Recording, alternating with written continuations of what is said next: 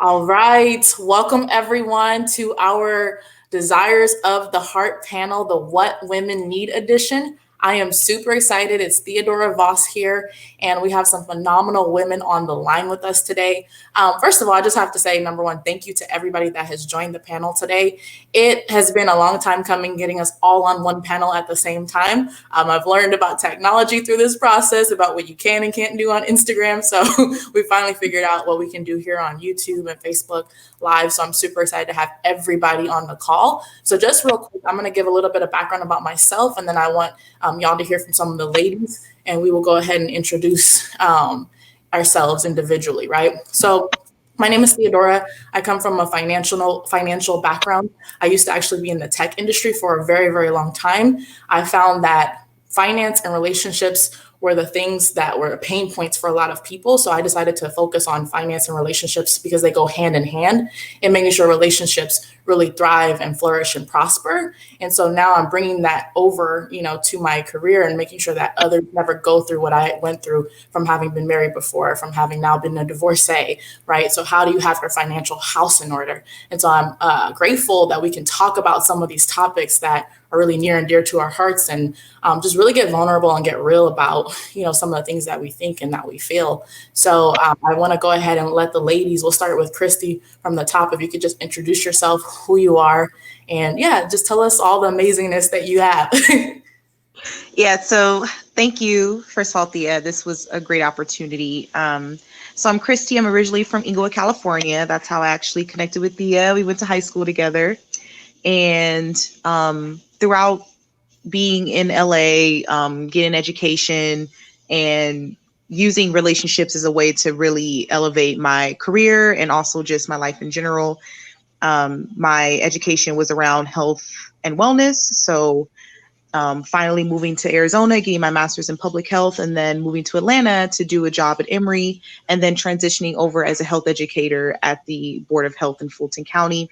It's been great to just see the transitions of how health has really been useful in people's lives, and how people have also been able to take autonomy of their health in different ways. I think my main focus in health and wellness is looking at how spiritual health is a direct connector to how we see, think, and feel things all around us. So it's been a great journey, and being only 28, I know that I have a long way to go. So I'm excited to see what happens. Yes, yes, awesome. I appreciate you so much for being on the live. Yes, we're from Inglewood, always up to no good. Whoa, whoa. Always, always. Always. And then Fontaine, if you could just go ahead and share with the world, like Fontaine has, first of all, y'all, a powerful story, but if you could just share what you do with everyone and who you are. Okay, my name is Fontaine Thompson. I am in and from the ATL, and I am a mental health coach, and I also am an advocate for suicide prevention, and that's what my specialty is in mental health and all about preventing suicide. And my thing about suicide is like talking to teenagers, because I dealt with mental health issues and suicidal thoughts when I was a teenager. So that's why I want to focus on it, because I didn't know a lot about mental health as a teenager. So I want to focus on young adults and teaching them about mental health and exactly what it is and how to deal with mental health when things happen to you in your life as you get older.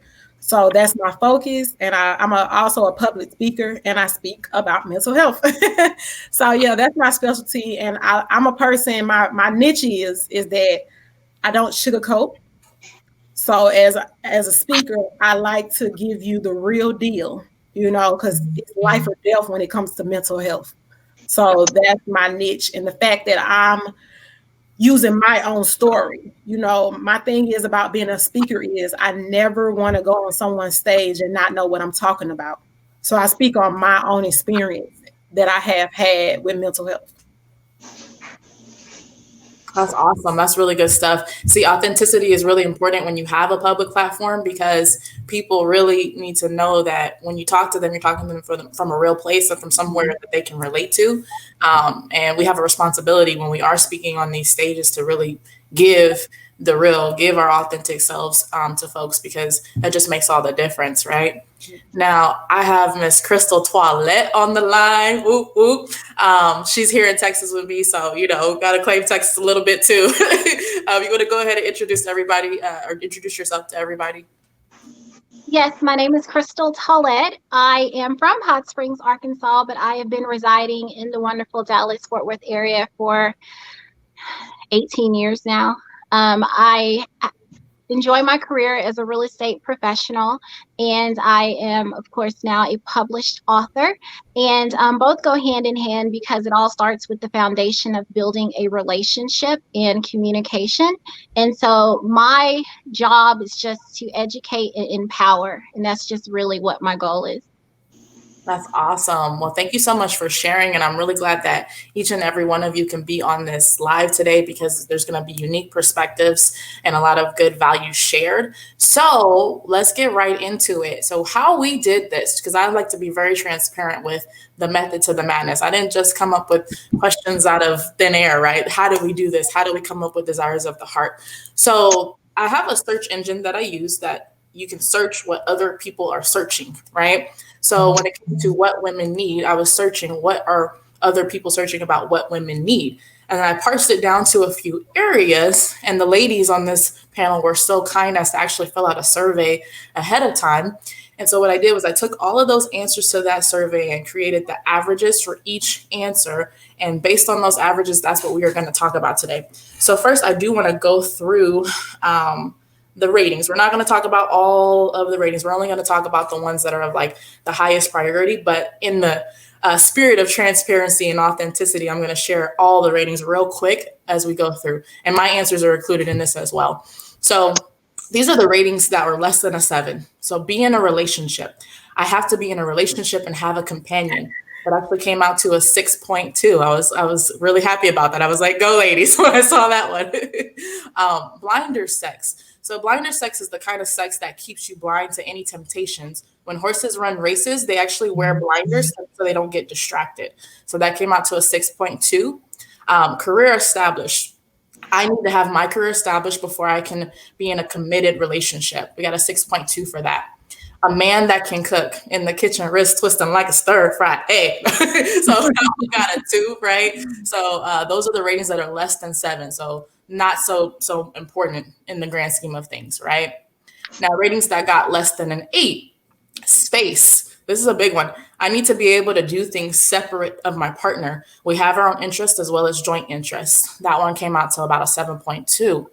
Be financially secure to commit. My money can't be funny before I get into a relationship. Don't confuse this with career established. Career established could actually mean that you have chosen your career path. You know who you are and where you're going in your career, but you're not necessarily financially secure yet. That one we got as a 7.2. Now, ratings less than a 9. So emotional intimacy. So that's an 8.8, right? Praise and approval. Receiving praise and approval from my partner, 8.6. Lots of sex. Having lots of sex is of the utmost importance. Give it to me on the regular, 8.6.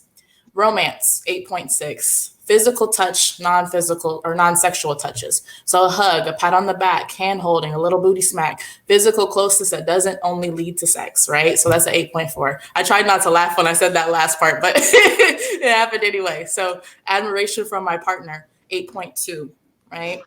Now, ratings greater than or equal to 9. So these are the ones that we're going to focus on for the first half. And if we have time, we'll go back to the ones that are around 8. So the first one being respect, right? An act of giving particular attention, consideration. My partner respects me. That was a 10. So let's start with that. I'm actually going to stop sharing my screen so I can see y'all's faces a little bit better. So when it comes to respect, right? The message said an act of giving particular attention, consideration. My partner respects me. So we all obviously put that one as a 10. So who would like to kind of start when it comes to respect and why that is such a vital point of a relationship, especially from our perspective? I'll go first. And like I said, when I'm speaking, I'm mostly speaking for myself because I can't speak for nobody else. But when it comes to, I'm the type of person, if you disrespect me, especially in the dating phase, I'm like, my friends know me as the scissor lady. I will cut you off because I feel like I just turned 34 on the 3rd. In our 30s, you should know what's disrespectful and what's respectful. So it's like if you do something as a grown man in his 30s, it's like, hold on, wait, you don't see that as being disrespectful? I'll cut you off. Because I don't take well to disrespect from anyone, especially not my partner who I'm definitely supposed to receive that from. You Mhm. know, if you can't respect me, why are we doing this? You know, like I want to know that you respect me as a woman first. You know, of course, a person, but as a woman, you're a woman. Because my thing is with respect is if you'll disrespect me, that means you'll allow somebody else to disrespect me too. I need to feel secure. And I feel like women, any woman will agree with me on that. If you're disrespecting me, how can I feel secure with you? And if I allow you to do that and don't say anything, or if I allow you to disrespect me and I don't approach you about it right then and there and I let it continue, then it's like, okay, I'm allowing I'm not taking up for myself at that point, you know. And if I allow you to do it, then you won't know that you hurt me or you're disrespecting me and you'll continue to do it. That makes sense. And Fontaine, I have a quick question for you on that. So when it comes to as far as because communication was also a big thing on our list as well as a number 10, and all ladies feel free to chime in on this one. Um, how do y'all feel about, because okay, respect I feel like can be subjective, Mhm. depending on who or where how you've grown up or your Mhm. background. So how would y'all define respect, with your partner? How do you go about approaching that conversation? Because I think sometimes we assume that because it seems like a broad, like I feel like there's general things that are respectful, there's general things that are disrespectful, but sometimes there's those things that maybe a cultural difference or maybe a household upbringing would say that this is not necessarily disrespect to that person, but it's disrespect to me. So how would you go about communicating that with your partner per se? Well, for me, I would definitely say something when it first happens, but it's always a thing about the approach. You know, you definitely don't want to go off um, in public or do anything around your friends and family. You definitely want to wait till y'all are alone with approaching it and talking about it. Um, I know for our culture as Black people, we women, we definitely don't want to be called out our names by our significant others. So that's something that's extremely disrespectful, you know. I think that's across the board with cultures. Like women don't want to be called at their names. Um, I can't really think of nothing else. If you guys got anything else that's disrespectful, I can not off the top of my head, but I think that's like at the top when it comes to disrespect towards a woman. Like we get called out our names a lot by men that we don't know. So you definitely don't want to be called out of your name by a man that you're supposed to be in the bed with, that you love, that's supposed to be caring for you. You know, how can you take care of me if you're disrespecting me? That's not taking care of me. That's not taking care of my emotions, my mental health, you know. Yeah, yeah, I hear that. Yeah. Any I ladies? feel Go ahead. I feel like you should definitely be respectful of when you're just having a conversation and you're both trying to get your point across. In general, not cutting the other person, not cutting me off. You know what I mean? Actually hearing what I'm saying, instead of hearing and retaining what I'm saying, opposed to just in one ear and out the other. You're just kind of getting through just to kind of get through whatever the situation is. So I think it definitely starts, and that's, you'll learn that in the courting phase, I guess, just as you're talking about different things and different opinions come up. How do they respond to whatever your opinion is if it's different from theirs? So I think it definitely starts with that communication. I mean, the calling out of the name and things like that. Of course, no one, yeah, definitely. I don't allow people to raise their voices at me. Like, I'm not raising my voice at you, don't raise yours at mine. Like, talk to me in the same kind of manner. So I think it starts, in that manner, just in casual conversation. How do they respond? If I'm talking to you, are you looking at me? Are you looking me in the eyes? Are your eyes wandering? Like, are you giving me that attention, that respect as me, just in general, as a person just talking to you? You know what I mean? So I think it can start there as well. That makes sense. That makes sense. Christy, you have anything you want to add to that? That was really good. Yeah. By the way, about the courting phase, I really like that part. Fontaine and Crystal, I definitely second that. I think that sometimes the problem is, and I'm always looking at things through a health and wellness lens, but I think the issue is sometimes we have to find what we do to respect ourselves. Because if we can hold ourselves accountable for, you know what, I know the things that I won't tolerate. I know how I want to be treated. I know what I deserve as a woman. And so when a man or any partner enters your space, he can see that through your essence, through your presence, how you walk, how you move, how you interact with other people and how they respect you based on your aura, based on your presence and things that you have presented for yourself and the things that you've accomplished for yourself. So I think that a testament to how a partner approaches you can say, wow, I wouldn't even want to step to her with any level of disrespect because look at how she protects and carries herself. Look at how she respects and honors herself as a woman. And so when you set the tone early on who you are and how you respect yourself, it can definitely play a role in how people are going to be able to gravitate towards you and show you that level of respect that you have already gained for yourself. Right. That's all right. And I know you're going to go to the next question. I just want to piggyback on what she said because she said in the courting stage, because one of my good friends, she taught me you do have to kind of teach the person you're dating how you are. So that way, when you get into a relationship and you get into a marriage, then they know you, you know. But I know for me, one of the biggest questions, like, because I'm single, I'm not in a relationship or anything. So it's like, I feel like I'm a professional dater, y'all. So it's like one question I do get asked by a lot of guys when I'm out here dating is like, what's your deal breakers, you know? And I tell them the ultimate no is putting me in a situation with another woman. Because if you ever get to a point when it's between me or her, pick her, you know, because I'm not going to sit here and allow you to be tennis back and forth between two women. Because if I find out, I'm out.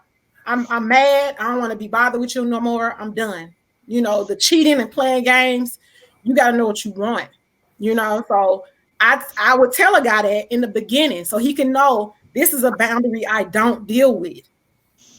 So when it happens later on down the line, if it's 6 months down the line or it's a year down the line, and we've been good all this time, and then he cheats, hey, I told you in the beginning, you know what's gonna happen, right? I'm out. I'm not that type of woman that's gonna stay. Because if I stay, that means I'm showing you that, oh, it's cool, baby. We can work through these. And then 5 years later, you're gonna do it again. Am I gonna forgive you again because I forgave you the first time? I'm not gonna teach you to do that to me. So I'm out the first time you do it. So when they ask, that's a deal breaker for me. I can't stay after you cheated because I gotta build this trust up again. I thought we went through that already.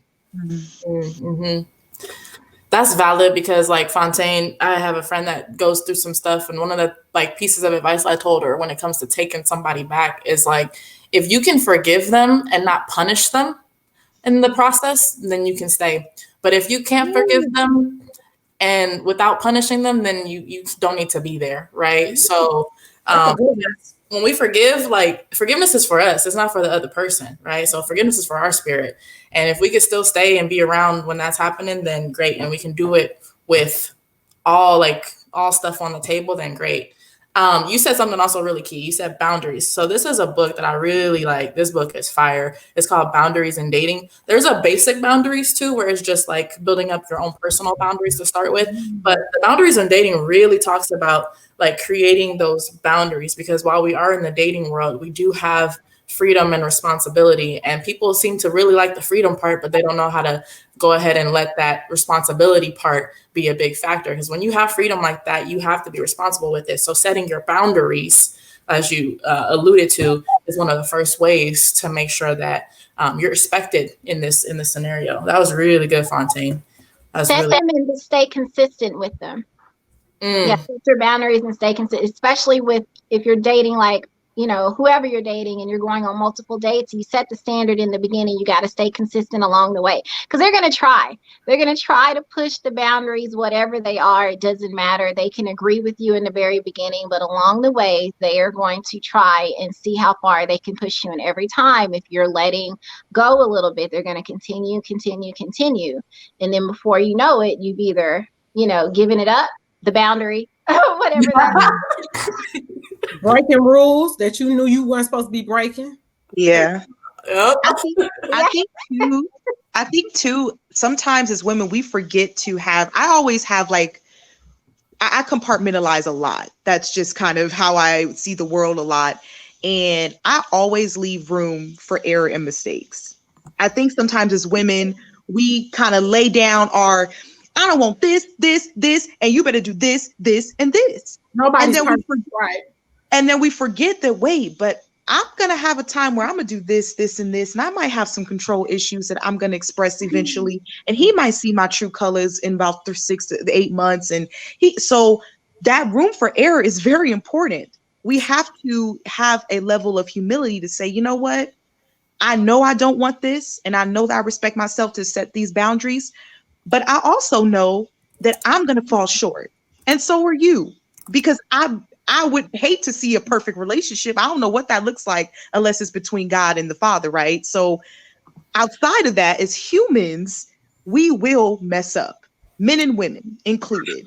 And going in with that level of you bet not will also leave room for us to say, oop, but we just did. And then now we're both at a level of just vulnerability and transparency to say, you know what? My bad. And that level of forgiveness, right? To say, okay, I know that there's going to be times where I fall short and you fall short, but how are we going to use that emotional maturity to get through it? Because my parents been married for 32 years and they have never measured their success on marriage on the things they did right. They've always measured their level of success on how they got through the things that they did wrong. That's valid. That's so valuable because you know what? I read this one devotional because I like to read when I'm focused on a topic. I like to read about it, and the devotional was about dating, right? And one of the things that it says about dating is that dating is not just about trying to find a mate.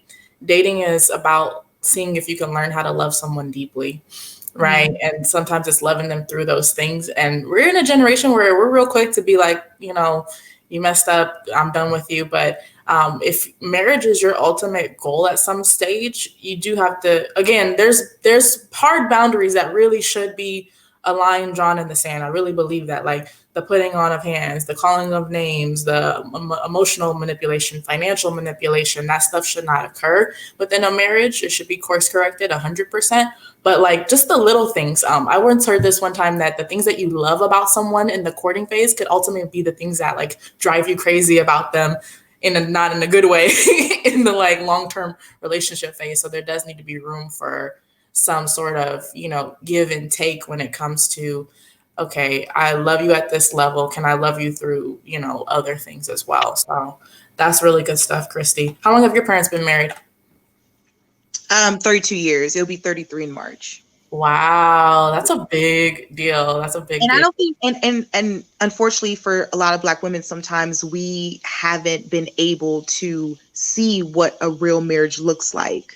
Some of my friends have just been exposed to a marriage because it's their first time being married, or some of my friends have only been exposed to marriage through their friendship they've seen, or the Facebook lives where they're showing, I just got married, or showing rings on Facebook. But I've seen a marriage day in and day out.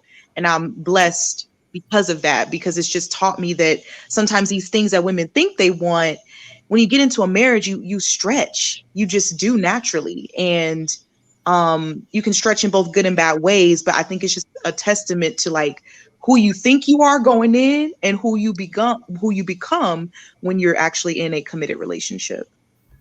That's true. Because along the way, if you sought out the right partner, they should be your helpmate when it comes to, achieving your purpose, when it comes to, and if you're a believer or not, whether or not, but they're supposed to help you achieve your purpose in your life's work and in your faith as well. So, you do have to kind of stretch and be, you do become somebody else at the end of the day. you grow from it. That's good stuff, Christy. Sorry, ladies, my modem went out. Hey, we got you back though.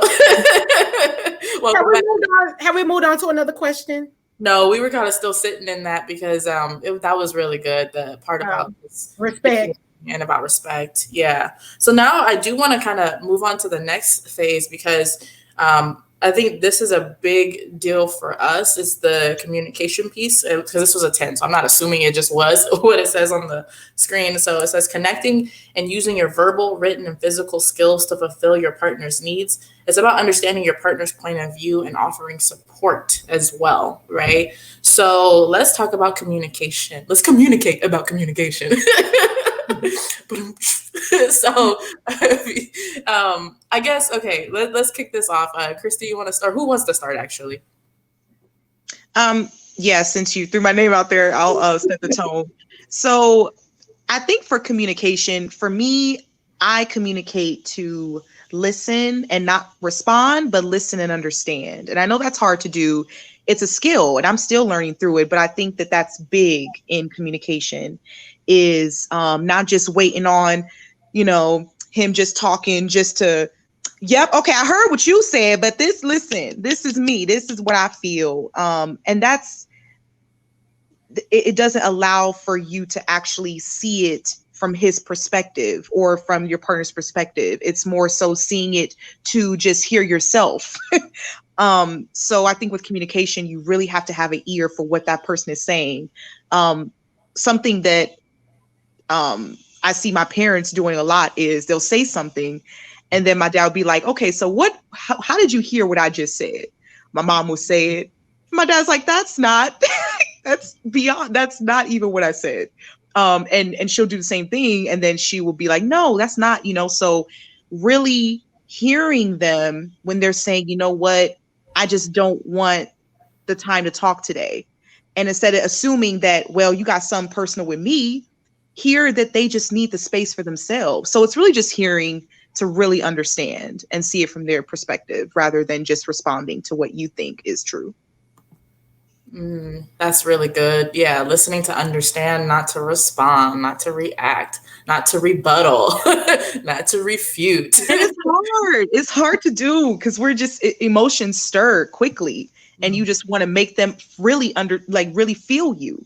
But you can have words will have its own feeling. So just let the words and let the emotion come through in a mature way as much as you can. I know it's hard sometimes, but we can do it. Yeah. Well, and then there's this expression. So you guys know we have the ego, right? And I heard that ego I heard it once put like this, that it stands for edging God out. And so a lot of times when our egos take over, that's when the emotions and then the defensive reactions, our natural default, maybe not so good defense mechanisms can, overcome our ability to communicate, right? So if we're having that issue where we're getting defensive and emotional, we got to check, are we trying to communicate for us or are we trying to communicate to understand, to like really, like you said, see where the other person is coming from. That's good stuff. Yeah. I know for me, when I think of communication, that's like I said, I feel like I'm a professional dater. So when I'm talking to guys and they ask, what are you looking for? I'm looking for a man that can be verbal, because I don't know if you guys feel this, you ladies feel this way, but I feel like for our Black men, because that's what I'm gonna speak for, because that's the only kind I date. They're not known to be good communicators. Like they don't open up. And that's why it's extremely important for a guy I'm with, in a relationship with, to be verbal. Like he cannot be scared to talk to me, because the one thing you do not want to do is I find out something that I should have found out from you. Like I don't want to be in the dark about anything that I should have known about. I tell that to I got a 14-year-old daughter. She's my only child. Same thing with her. I have an open door policy. I don't want to hear it from no one else. Something I should have heard from you, from your mouth to me. So when I think about communication, I think of it in those terms. Like not always communication as far as like when there's a problem, we talk. I feel like anybody should know that. But just day-to-day stuff, you know.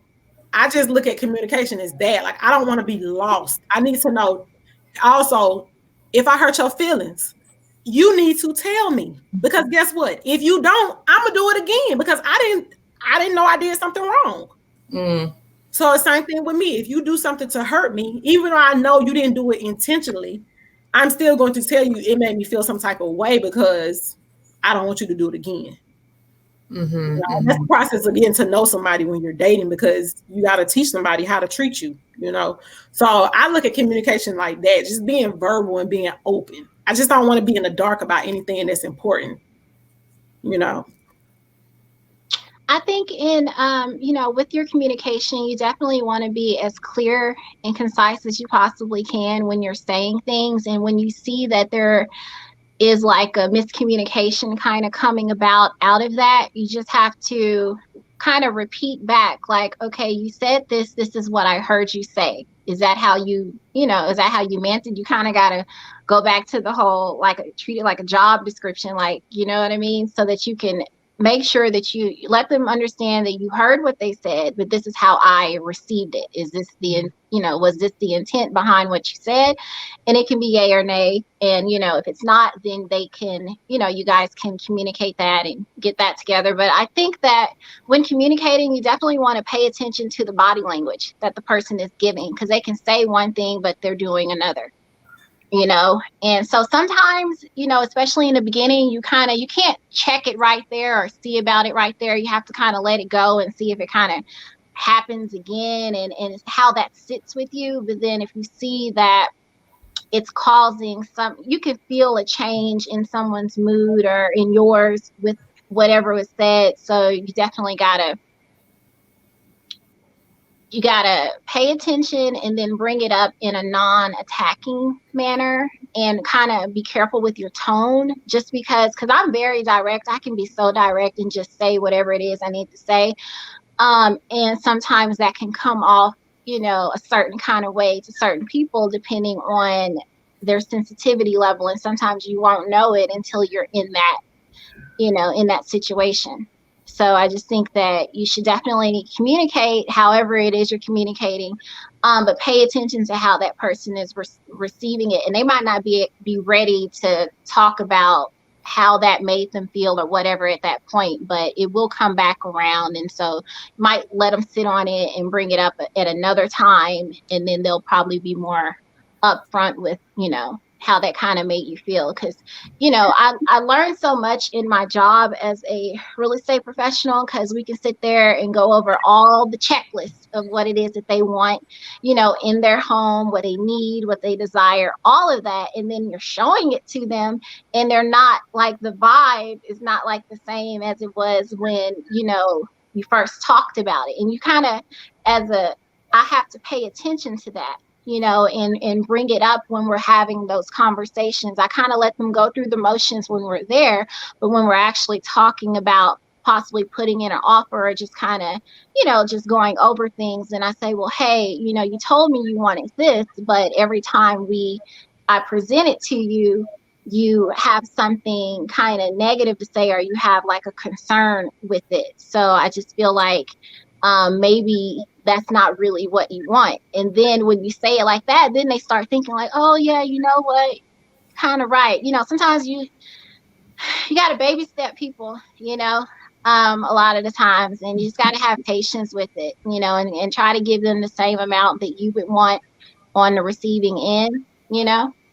So just try to treat them how you want to be treated, because that situation, or maybe not that situation, but something similar will come up at another point in time. And if you don't want someone speaking to you or handling it in a certain kind of manner, you want to try to do unto others as you would want done unto you the first time around, so that you don't get that back. So that's why that whole, I'm very clear with what I say, and I'm very direct. Sometimes I hold back a little bit, because I'm like, how would I don't want anybody saying that to me like later down the line. So sometimes I have to stop myself.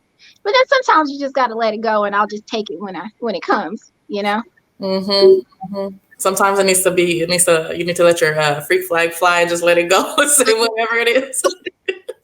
Someone has to say it. I Yeah. know the thing she said about sometimes you have to babysit people and the patience go hand in hand because when you think about kids and babysitting, you have to have patience with them. And with adults, you have to have patience with them too when it comes to communicating because I would want somebody to have patience with me for sure because I know it's things about me that I need to work on. But I want to give someone else that same respect, and I'm learning to do that. Like the last relationship I was in, whenever he was a great communicator, that was one of my favorite things about him. He was verbal just like I was. Whatever he had going on, if he was feeling some type of way, I never worried or wondered what was going on with him because he always told me. I never even had to ask. He was so upfront with me. I'm like, am I talking to myself? Like, you talk just like I do. Like, he talks. So, but when things got, when he would get in certain situations where things weren't good for him, he would shut off.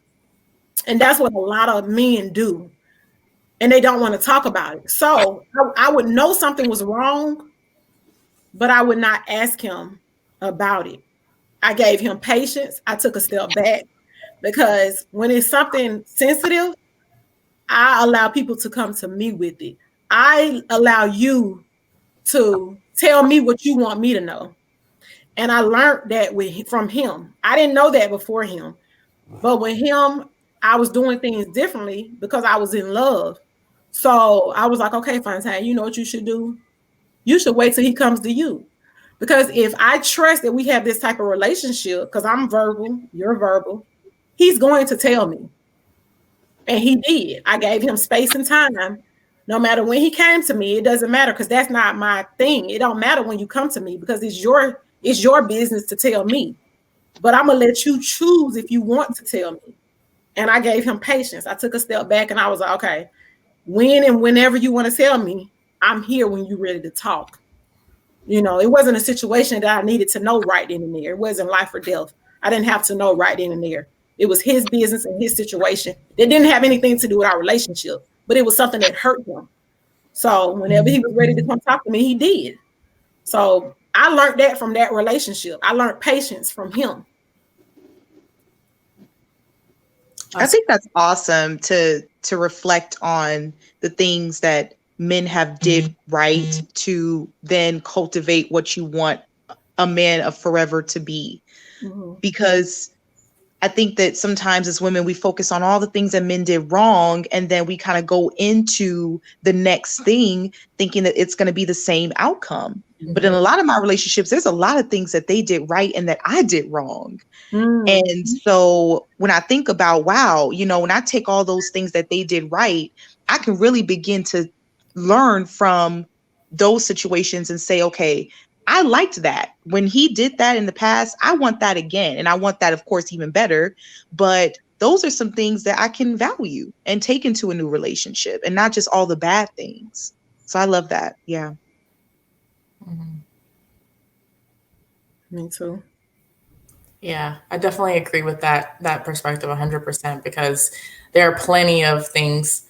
It's funny because hearing y'all, talk about how like men can kind of shut down when it comes to communication. I feel like when it comes to communication, I'm actually more in a line with personally as to how I communicate is I'm more in line with actually not necessarily expressing. I'm not the best with expressing how I feel or like verbally. Like I'm more along the lines of like, okay, I can express it physically. Like I can give you a hug and you know that things are okay. I'll give you a pat on the back and you kind of know through my physical touch. But it's very hard for me when it comes to the communication piece, which is funny. Communications background, the communications is the hardest part.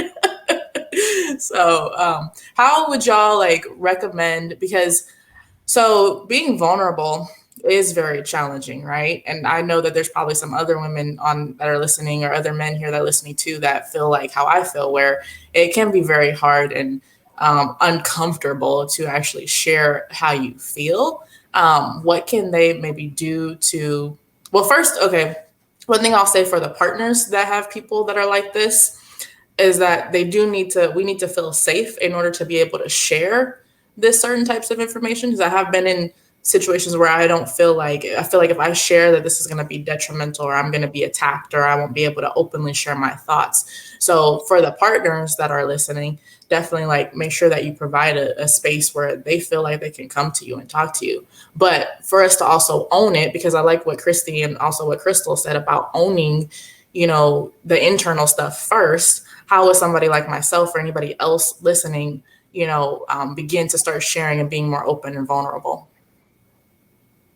And you said exactly what I said before. I'm sorry. Were you asking, Christy? I'm sorry. I was Oh asking no, all I of you. think it was general. The general question. I know you said the exact same thing I said the last time we spoke about the safe place. Mm-hmm. And remember, I told you with my daughter, she's a teenager, so I set up our number one rule with me and her is I have an open door policy, meaning whenever you come and you say, "Mommy, I need to talk," I stop whatever I'm doing. Nyla can come right here, stand right. She in her room right now. She can come right here and be like, "Mommy, I'm gonna talk. I'm gonna close the laptop. I'm out, y'all," because she's top priority. If she got something to tell me, I'm stopping everything I'm doing for her. And she knows that. So I'm setting the space for her to know, Mommy got your back. So you need to do the same thing in your relationship.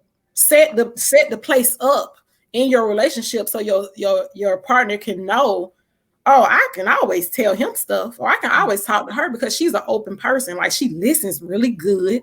If you're consistent, there's that word again. If you're consistent with being a great listener, a great person that gives great advice, they're going to always feel safe to come to you. One of the things I ask guys that I'm dating, tell me something you don't usually tell people, and that'll let me know if they're open enough to tell me. And it depends on what they tell me to see if I'm that person to them. Like, do you feel safe telling me stuff? And I've heard some stories when I ask guys that. And sometimes they tell me stuff. I'm like, oh, I wasn't expecting that.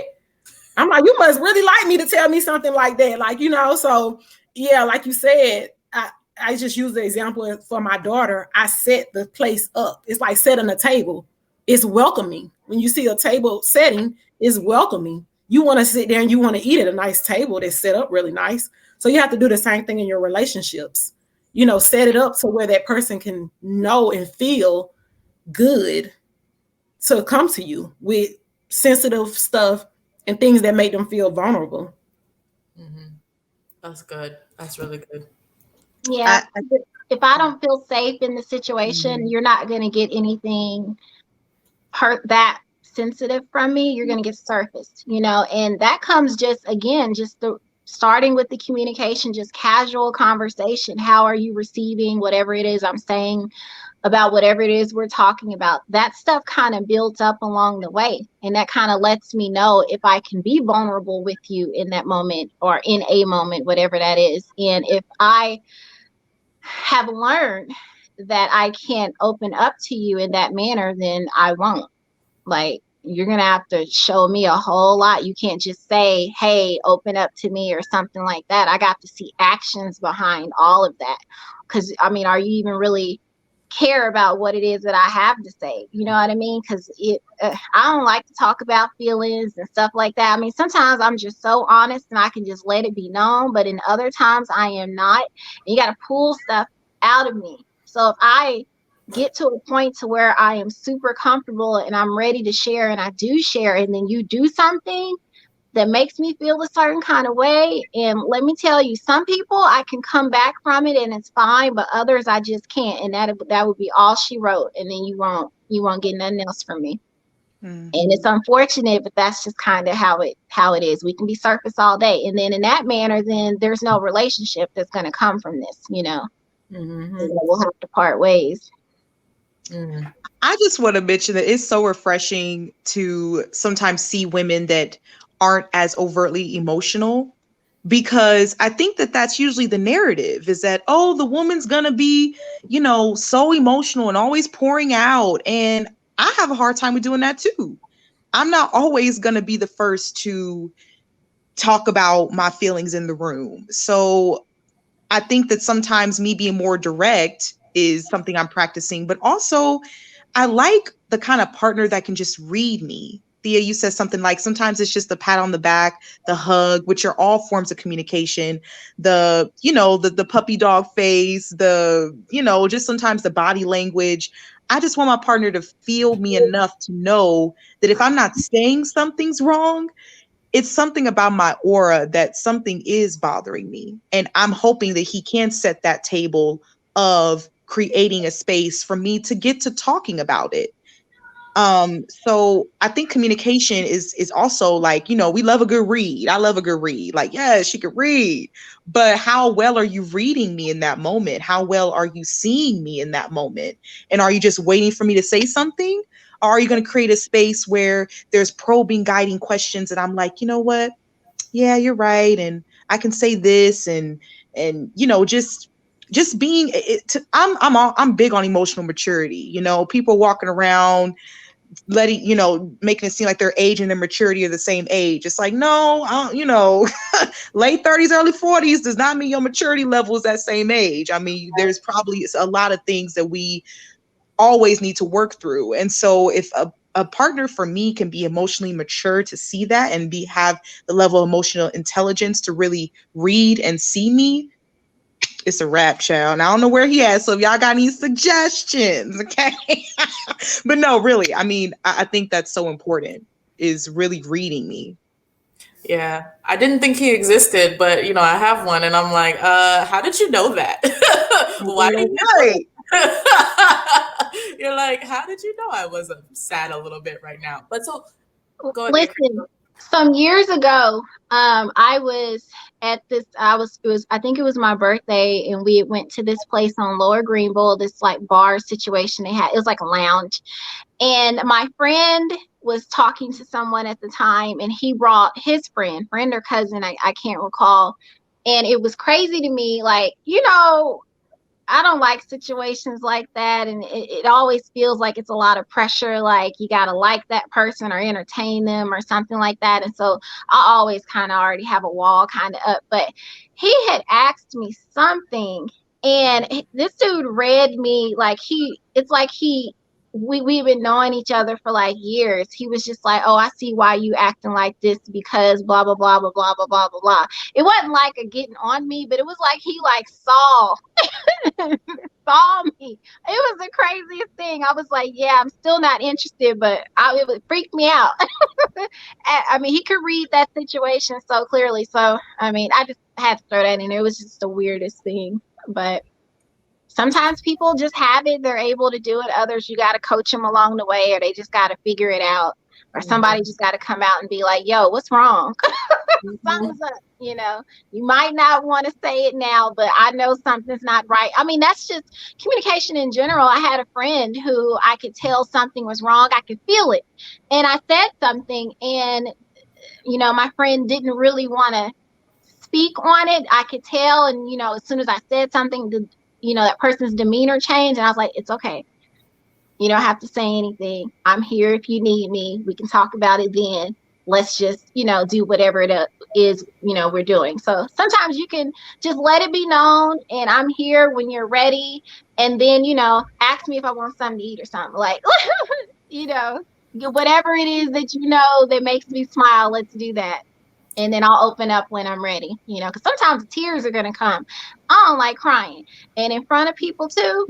So, so yeah, sometimes no, I'm not going to say nothing. You know what I mean? So, Yeah, that's a tough one. So I do have a question because, yes, we want somebody to be able to read us, but where is the like fine line between like, okay, us speaking up and somebody just knowing, like, because we get accused sometimes as women of wanting men to be able to read our minds, right? So yeah. where's the borderline? Listen, you have to learn each other, and you have to allow room, especially in the very beginning. You're not going to know anything until a situation kind of pops up. And then so you just have to kind of take it for what it is, whatever it was, pull it, like you kind of put it to the side, you know what I mean? And then you'll start to see a pattern possibly or whatever. But that's really, you have to learn each other. And when things come up and you know that something happened or was said, or an emotion, something that was done made you feel a certain kind of way, I mean, honestly, you owe it to yourself to say something just like, hey, I know you probably didn't mean this by it, but when you said this, this is how I felt. Or when I saw you do that, I felt the kind of ways. And everybody knows what it made me feel a certain kind of way kind of means, you know what I mean? And so then, but you have to own it and, verbalize it. I mean, because yeah, people can't read minds, and sometimes you can feel it but can't read, whatever it is. So until you really say something or it just comes to a head, no one's gonna know. So yeah, I don't want to act like you should know, but if we've been in these situations, numerous times, then now you know how I respond to these. So now it's, you should know that in this situation, this is how I'm probably going to act if this is what happened. You know what I mean? Like, I can't get specific, but you know what I'm talking about. So I just feel like you gotta learn each other and just, bring it up when you first see it, so that you don't let it just kind of sit and build and build. You know what I mean? So it won't be like came out of nowhere. No, actually, I felt a certain kind of way the first time you did it, but I just didn't say nothing because I didn't, I had to find out if this was like a one-time thing or if this is going to be an ongoing thing. You know what I mean? So just save yourself some trouble and just go ahead and bring it up. Don't nag about it, but you just got to bring it up. You can bring it up as jokingly as you possibly can, and pay attention when people are jokingly saying things to you, because Right. they could really be telling you. You got to listen, man. People will tell you. You got to listen to what they're saying and what they're not saying. Like, it's just what it is. You hate to have to do that, but we're human, and that's how it is. So you just got to pay attention. That's so true. When people are joking, that's how I found out many of things from a couple good jokes. Right? No, they were really the truth though. So Yeah. I'm like, you made this joke, cracked it a little one too many times. Is there something behind this? yeah, what you trying to say? Say what you Exactly. Tell me what you really mean. Okay, let's pivot now away from communication and on to sexual connection. So, actually, no, before we do that, actually, let's do this because we were already kind of on a similar topic. Security, right? So, I need to feel physically and emotionally safe with my partner. That was a 9.8. And since we're kind of in that realm already, why don't we kind of talk about security and needing to feel safe with our partners? What does that mean? I think I'm still figuring that out, and I think that's okay. Mhm. Because I know that when I feel, and I just go by relationships in general to kind of give a idea of what I would want in a partner just by the relationships I have right now. And I think safety for me means that I can go to you in the good times, I can go to you in the bad times, but also, I was in a relationship where a guy was reading too much and he felt like he knew me. He was like, oh, I know that. I know what you're going to do. I know what you're going to say.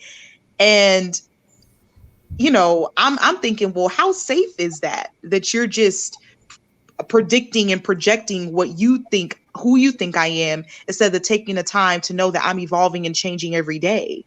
So I think safety also means that you leave room to really know your partner and know that they might wake up one day and, say something different than they did the night before. Maybe the night before, they were really gung-ho about some idea, and then the next day they just weren't feeling it. So I think even safety for me means the room and the flexibility to change and to be okay with that, and to know that with change comes growth and comes even more love and adoration, because now we're in another level of our relationship that's going to be promising. So for me, safety is actually flexibility.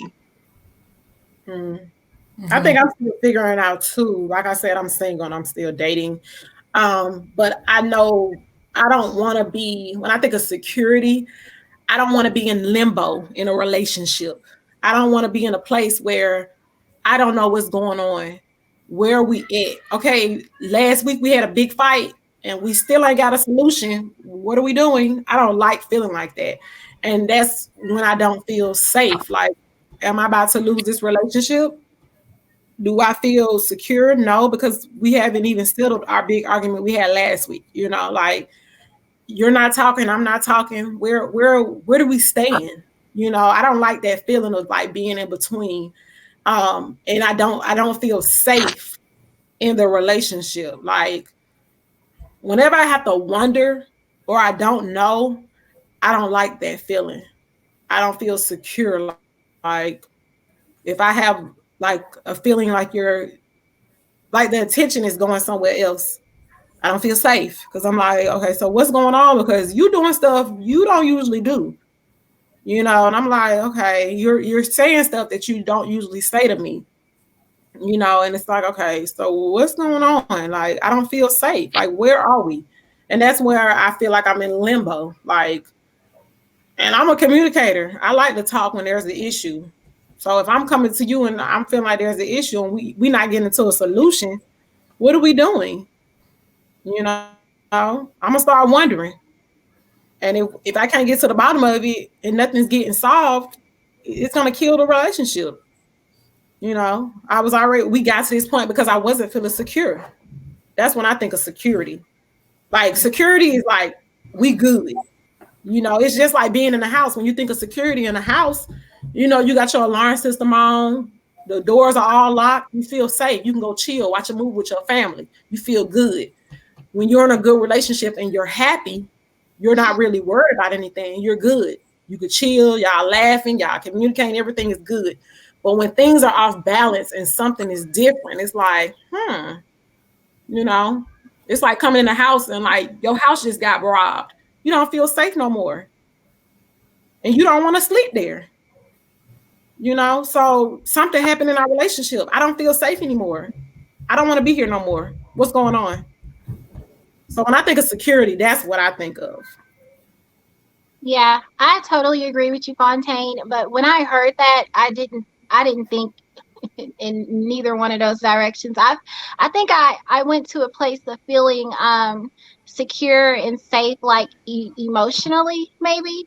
It made me think about a time where I was at a party and with some friends, and we were there because we knew these guys that were there, right? Me and some of my one of my homegirls from college. And one of the guys that we were there had invited us was someone that was kind of sweet on me. You know what I mean? He was liking me. It had been verbalized and everything. And so at the time, I was just kind of like, like, I don't know, just like that. But we still cool. So a situation happened where one of the guys that were there at the party actually touched the friend that I was there. She didn't know he touched her. She thought it was one of our friends. And so I said, nicely, I said, hey, because she didn't know. She was turned around. I don't know what she was doing. We were in our 20s. And so I was like, hey, she doesn't know you like that. Can you please not like touch her? And this guy just went off on me. I mean, I said it twice and I literally said it like in that manner. You know what I mean? With that tone. I'm just like, she didn't know that was you that did that. So you don't know her. Please don't put your hands on her, pretty much. And he went off on me. And I was just like, okay, you know what I mean? Like, I mean, just smooth off, called me all out my name, tried to talk about my appearance, all of this stuff. And the guy who we were there because of, like, we cool with these people, the person who was throwing the party, but we were only here because of you. You know what I mean? And he saw what happened. He didn't come up to me. He didn't say anything in that moment to that person. He never came up to me to say anything about it. The person who had hosted the party came to me and asked me if I was okay, checked on me, all of that. And at that point, my friend was like, "Do you want to go?" And I was like, "Yeah, let's just go," type of situation. And what was so crazy is that in that moment, I had looked at him. He was standing on the wall. And I was just like, you know what? Before all this happened, I was like, well, maybe I should, like give him a chance or whatever. And then that situation happened, and it just let me know, like, you couldn't protect me in that situation. You know what I mean? Like, and it could have been possibly physical, or maybe he was all talk, whatever the case may be. But you didn't make me feel safe. I'm out in one of your friends' places. So that means anybody can talk to me any kind of way. In that instance, when we're in a more intimate setting, you don't respect me. I don't feel secure in that manner. So, oh, I didn't talk to him for the longest, and everybody was just like, well, what happened? And da da da. I mean, and I told him, I said, he didn't protect me in that moment. You had a chance. You had been doing all this trying to get me. And the moment I finally looked at you and was like, okay, maybe this can happen, then someone disrespects me and you didn't protect me. You didn't say nothing to him. He shouldn't have been talking to me like that. You shouldn't have let him talk to me like that, and just went on about your day. Showed me who he was, and I believed it. And so yeah, I feel like if we're out in just an environment, whether it's his friends, his family, anything like that, you're gonna protect me and protect my feelings, protect me emotionally, protect me physically. So when you said that, that's all I heard.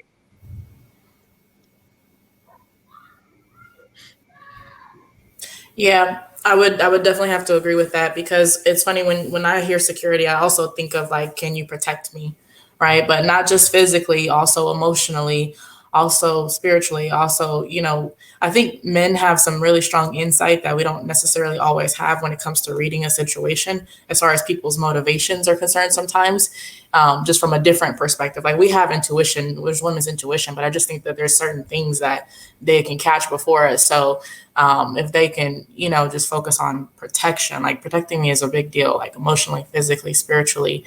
Because if those things aren't in line, like you said, like if you do end up in an intimate situation with this person, can can they really respect you and physically, be safe for you? And there's all kind of things. I'm not gonna go down that road, but y'all know what I'm talking about, and what I mean when I Yeah, say. respect your feelings in that situation, whatever is going on. Respect how I am feeling and take it for what it is. Like, don't get mad at me because you don't agree or you don't understand how I came to that conclusion. This is how I feel.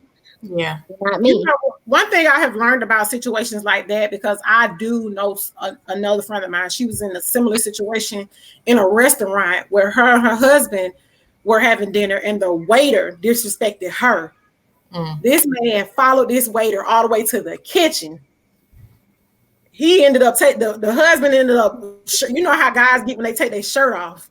They ready to rumble. He followed the waiter all the way to the kitchen, like in his face, like, you owe my wife an apology. I think for men, I think men know that's what they're supposed to do. But I think for certain men, they can't do it They because ain't got it in. it's not in them. Yep. It's not in them. Because a lot of I can meet, it's plenty of guys over 30 that probably ain't never been in a physical fight in their life.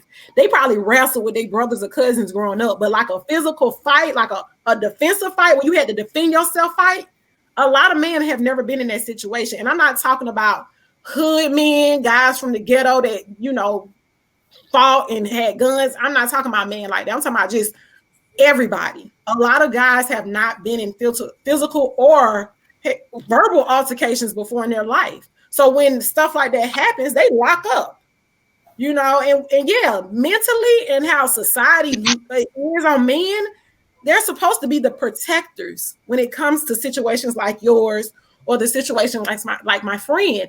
Of course, you would expect that from someone, but sometimes you may not get that. You could be with a man and be married for 10 years and y'all finally get in a situation like that. And he might not step up to the plate. You'll be in disbelief, like, excuse me, we've been together for 10 years and you couldn't even jump up and defend my honor when this man disrespected me. Like, why are we even married?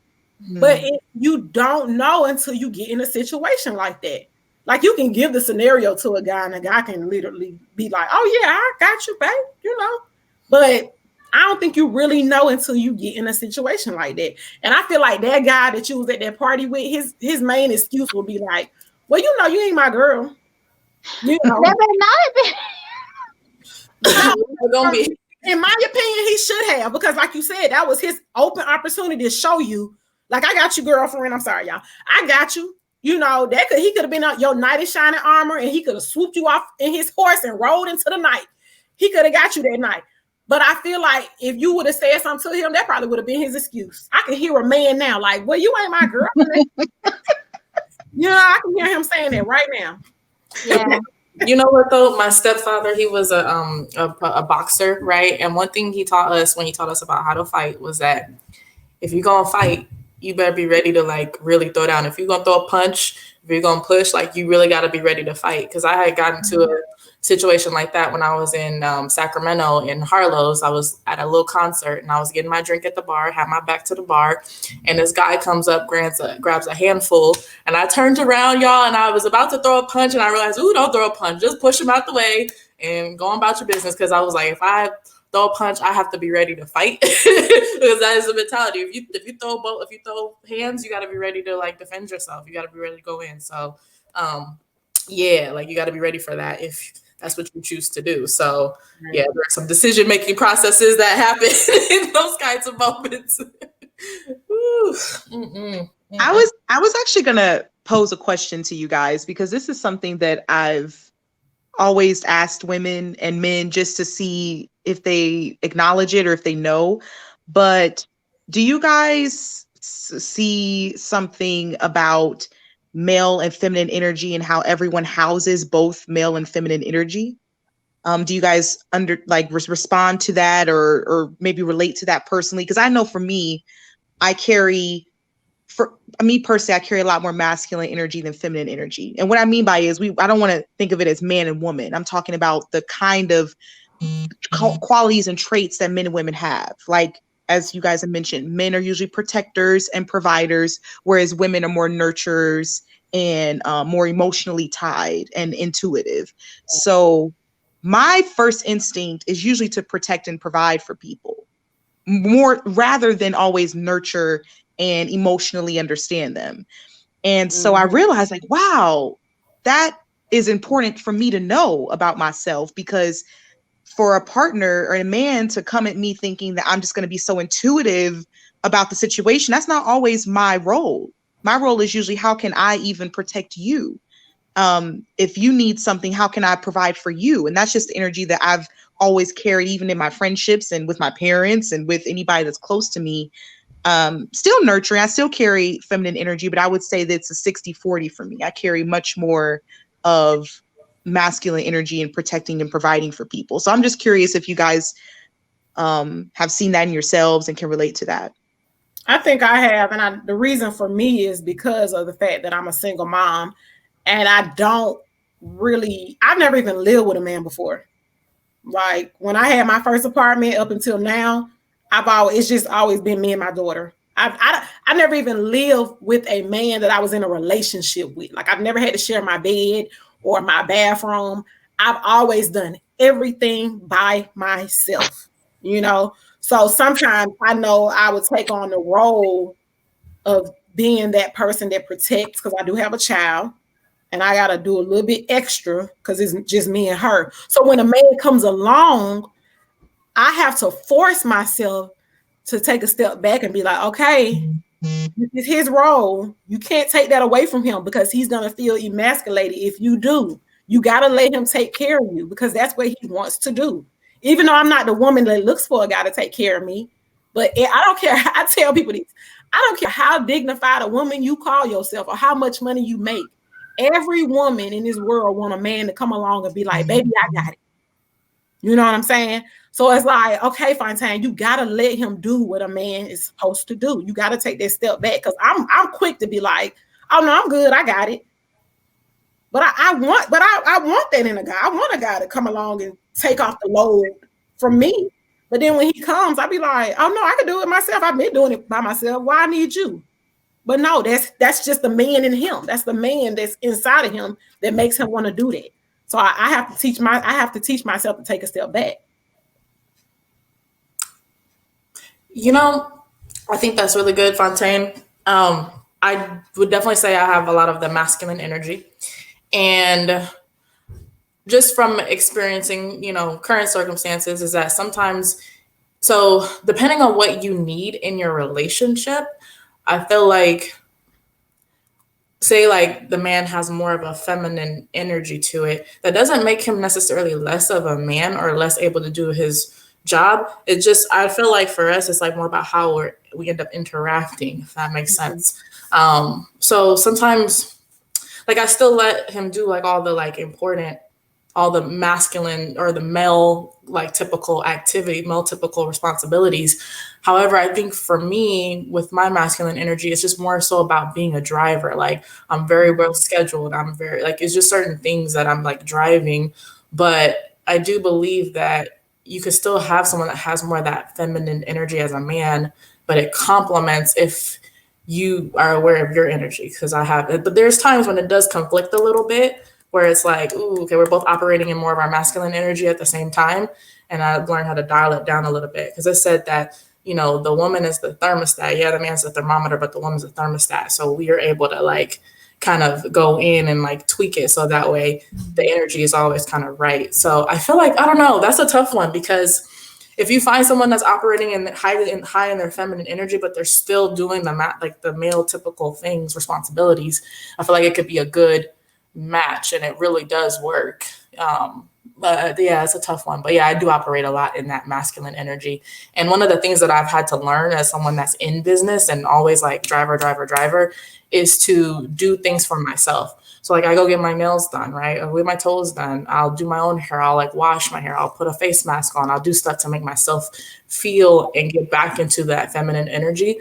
Because self-care is like the biggest way to restore that. And I feel like when we're not caring for ourselves, that's when we tend to operate way more in that masculine energy because we're taking care of everybody else all the time. So of course our feminine energy gets neglected. Very true. Totally. Yeah. I ask because I think with men, I truly believe that we all carry both masculine and feminine energy.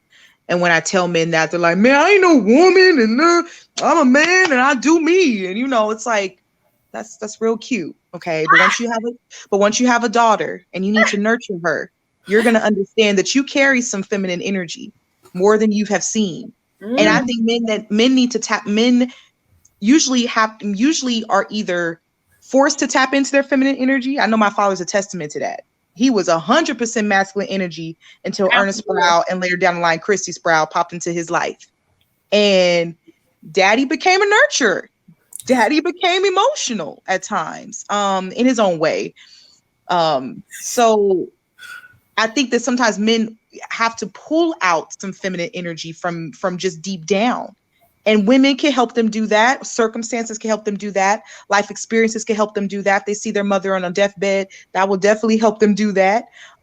So I think sometimes circumstances pull things out of us that we've never even expected or imagined to see. I didn't really see masculine energy in me until I realized that there's so many people that I felt that I had to protect. And because I operate out of my overflow and I leave my cup for myself, I was able to operate and protect and provide for people, knowing that I still have enough for myself.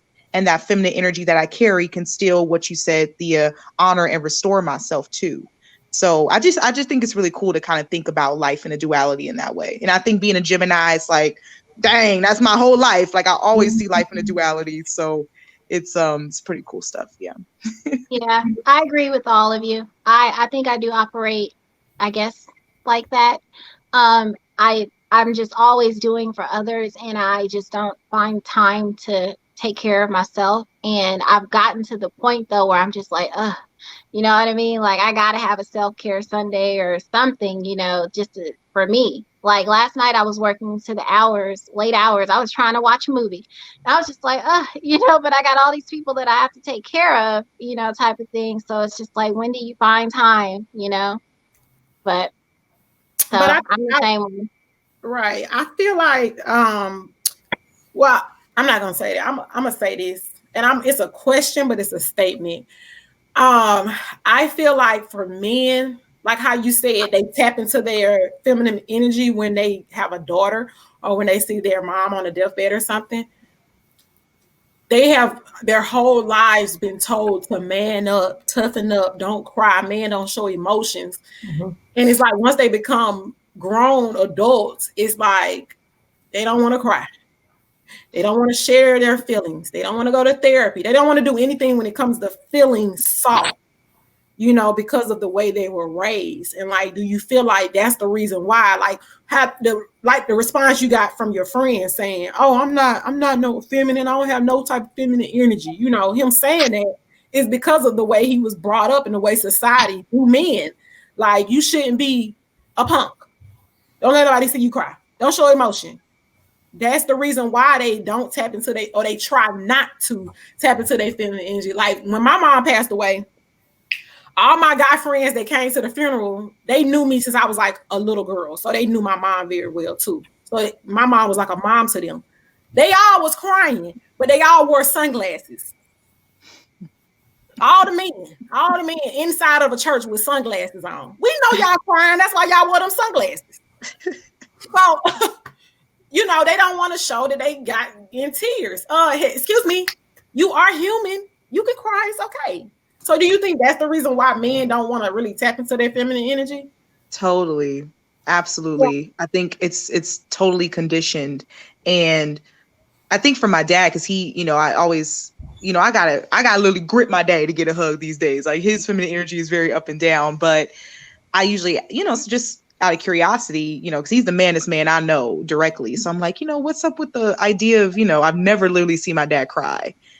And, his father passed away, didn't see him shed a tear, just and men are very analytical and very problem solve oriented. So, you know, he made me realize that, just because I'm not overtly showing my emotion doesn't mean that I'm not emotional or feeling anything in this moment. I think women, we can kind of wear our emotions a bit more on our sleeve than men, which makes them feel like, oh, well, women are just so emotional because maybe we are able to show it physically better. But men might not have the strong ability or want to even physically show emotion, but they're feeling something. Stillness and silence is also a form of showing your emotion. Not being able to communicate directly in this moment is also so I think that men show emotion more than we think. It's just that we may not like always the way in which they show it because we as women can't read it well. And then we're left, like you mentioned, Fontaine, kind of just in limbo about how you're feeling and what you want and what you're needing. Right. So I think that something I've learned just in interacting with men is really trying to understand how they express emotion. Right. And that has been helping me in seeing that, okay, silence, maybe needing space. For my dad, he kind of gets into a dark mode of like, I gotta work, or whatever that may be for a man to show, but not show their emotion has really made me understand that, okay, well, the same way I might show my emotion through running up a check at like a restaurant because I'm really feeling myself. Or if I do cry, which I'm the same way, I'm not always going to be the crier, but if I do cry, showing that kind of emotion or getting my hair done to feel fly or whatever the case may be, it's the same way that he does when he needs space and when he needs times with his boys or when he's just, quiet today or when he's vigorously cleaning the whole house and I've never seen him pick up a broom. Like, those type of things will all be ways that we can show emotion. So I think it's just once again, just reading and understanding your partner. One thing I just recently heard, and I heard this from a couple of men, a lot of reasons they don't show emotion to their significant other. Like, they'll show emotions to their mom or their sister or their brother, somebody who was immediate from growing up. But the one reason men don't like to show emotions to their women is because they may feel like the women may eventually feel like they can't protect them. And I'm like, wow. I just literally talked to my friend about it. He said the same thing. And I didn't even think about it like that. And then on top of that, a lot of men, it's going to be used against them. Right. You have to understand men are super sensitive. Like, they are the most sensitive beings there is. Like, really, like, we're not, they're definitely more sensitive. So when they do show that emotion, you have to,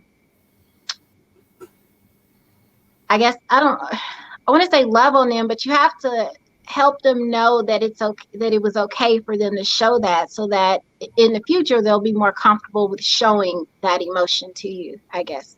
So I mean, I can understand, Fontaine, what you're saying for sure. I mean, I don't want nobody seeing me crying all the time, then they'll think I'm weak and all that stuff. So I totally get how they would feel like that. But if you do get the opportunity to see them in that, be vulnerable like that, then you have to just make sure that they, as best as you can, feel secure in that moment, so that they don't feel, you know, weak, I guess, or whatever. So that you start to build that foundation, so they know along the lines, and they'll start to kind of let it, release it a little bit more as you go. And then before you know it, you can just, they'll hopefully be totally honest with you in those feelings and moments. So,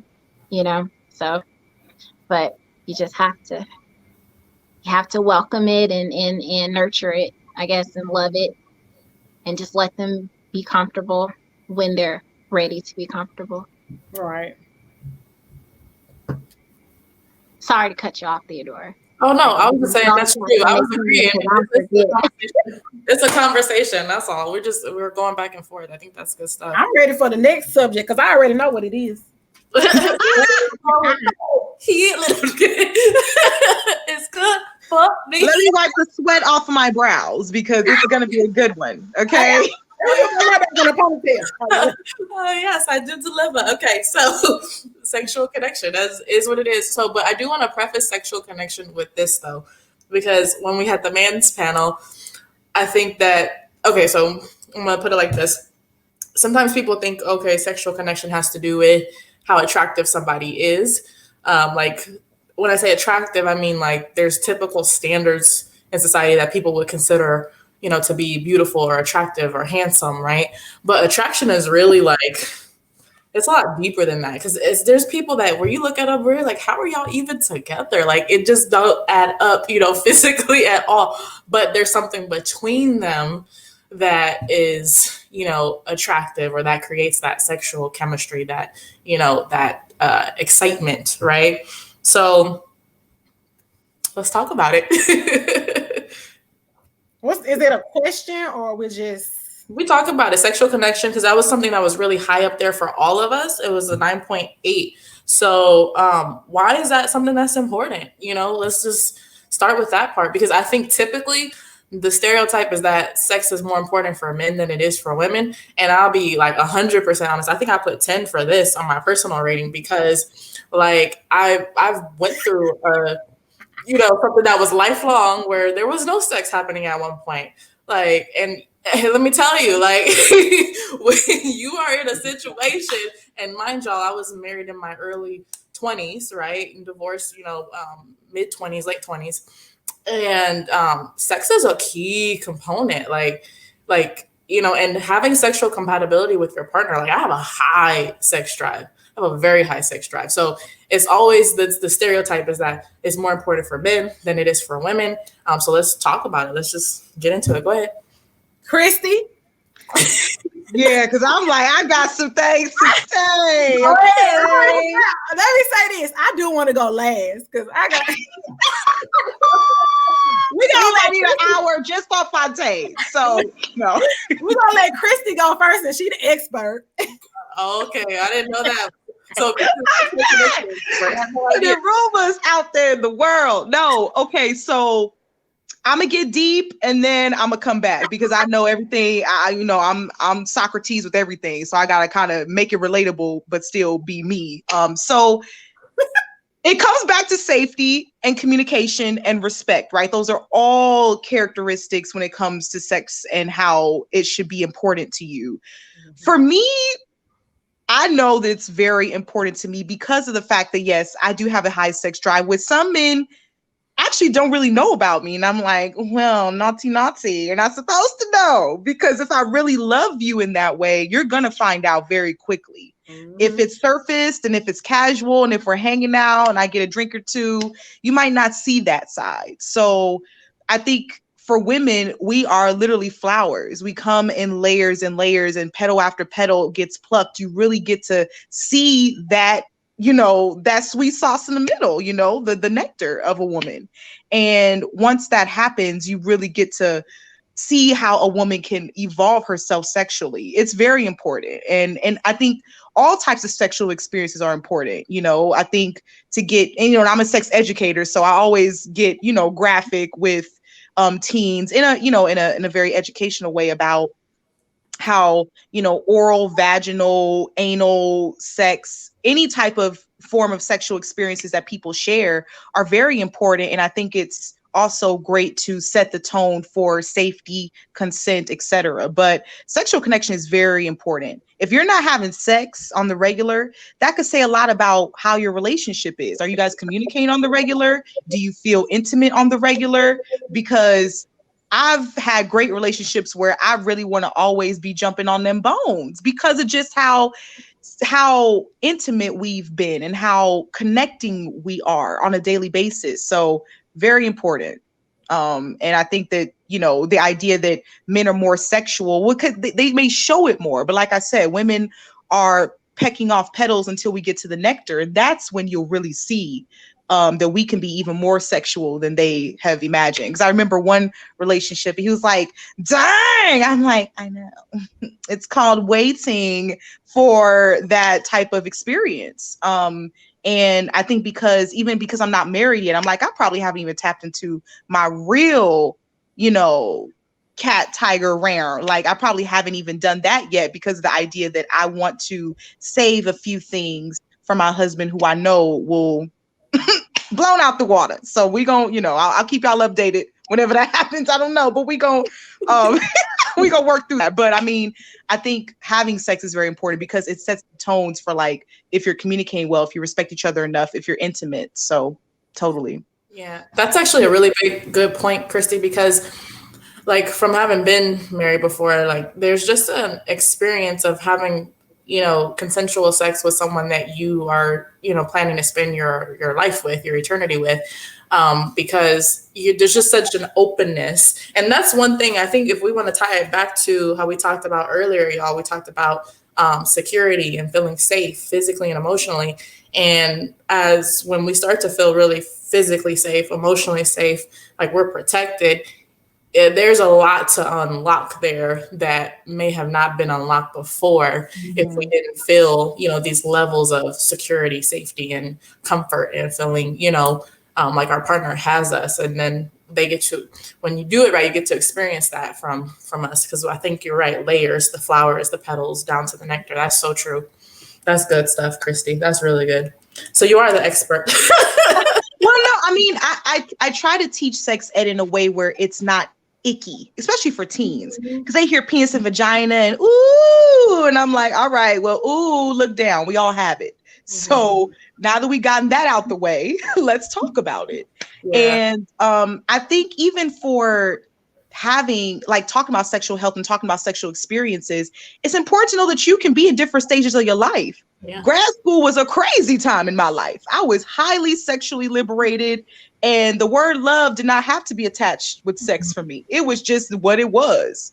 And I think that energy in itself is powerful because as women, as long as we can feel safe and in control of any sexual experience, it can still be rewarding. And it doesn't always have to be attached to this idea that I'm not in love, so I don't know. And that's honorable because that's the way my mother did it. She was a virgin when she got married. Bless her heart. That's not my journey. So that's not quite my journey. And, that's fine. So I think that because of that, we can really house our sexuality in different, places and spaces and different time frames. And just because, I was a freak Nick back then doesn't mean I'm a freak Nick, as far as like where I'm at in life now. So I think just the transgression of your sexuality changes. And that's okay too. And I think that sometimes men hold you to a certain standard, like, well, last night you were on the pole upside down with your panties on your face looking crazy. I was loving on that. Let's do that again.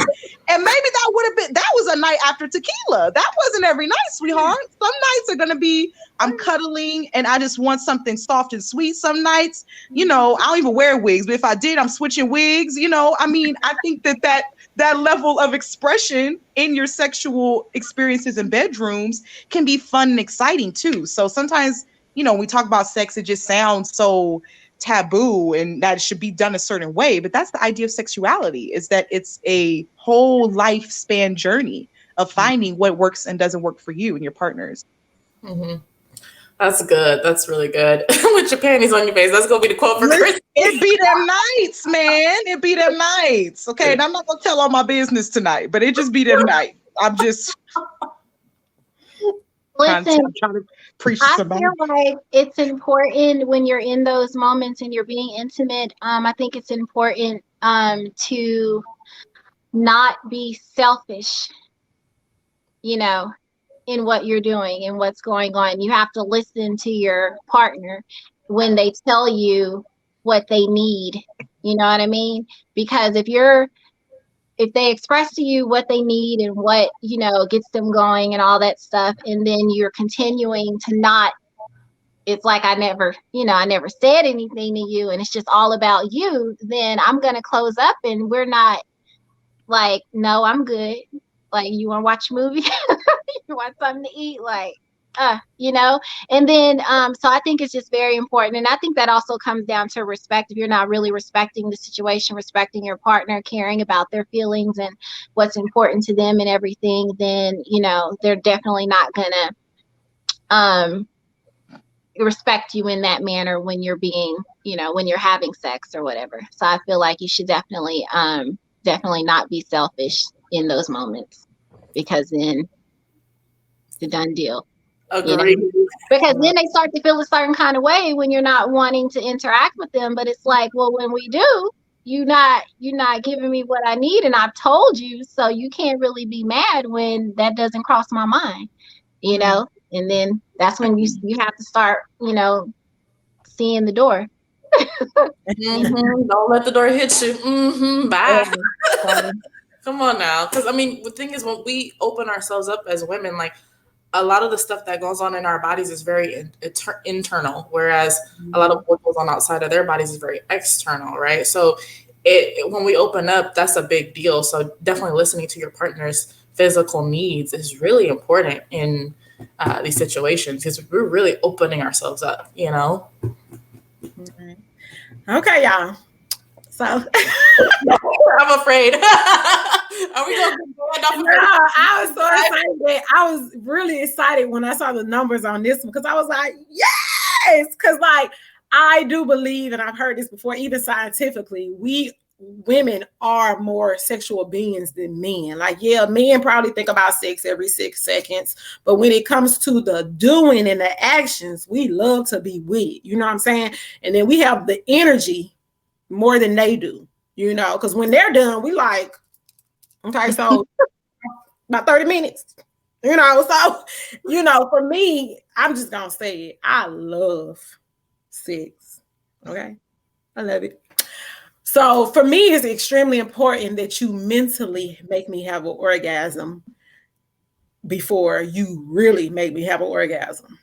Like, because I can't date a guy that's stupid, because I'm like, I need to have some type of mental stimulation, some intellectual conversations. Like, can you make me laugh? Like, it's important that you make me feel good emotionally. That's that layer. We're flowers, right?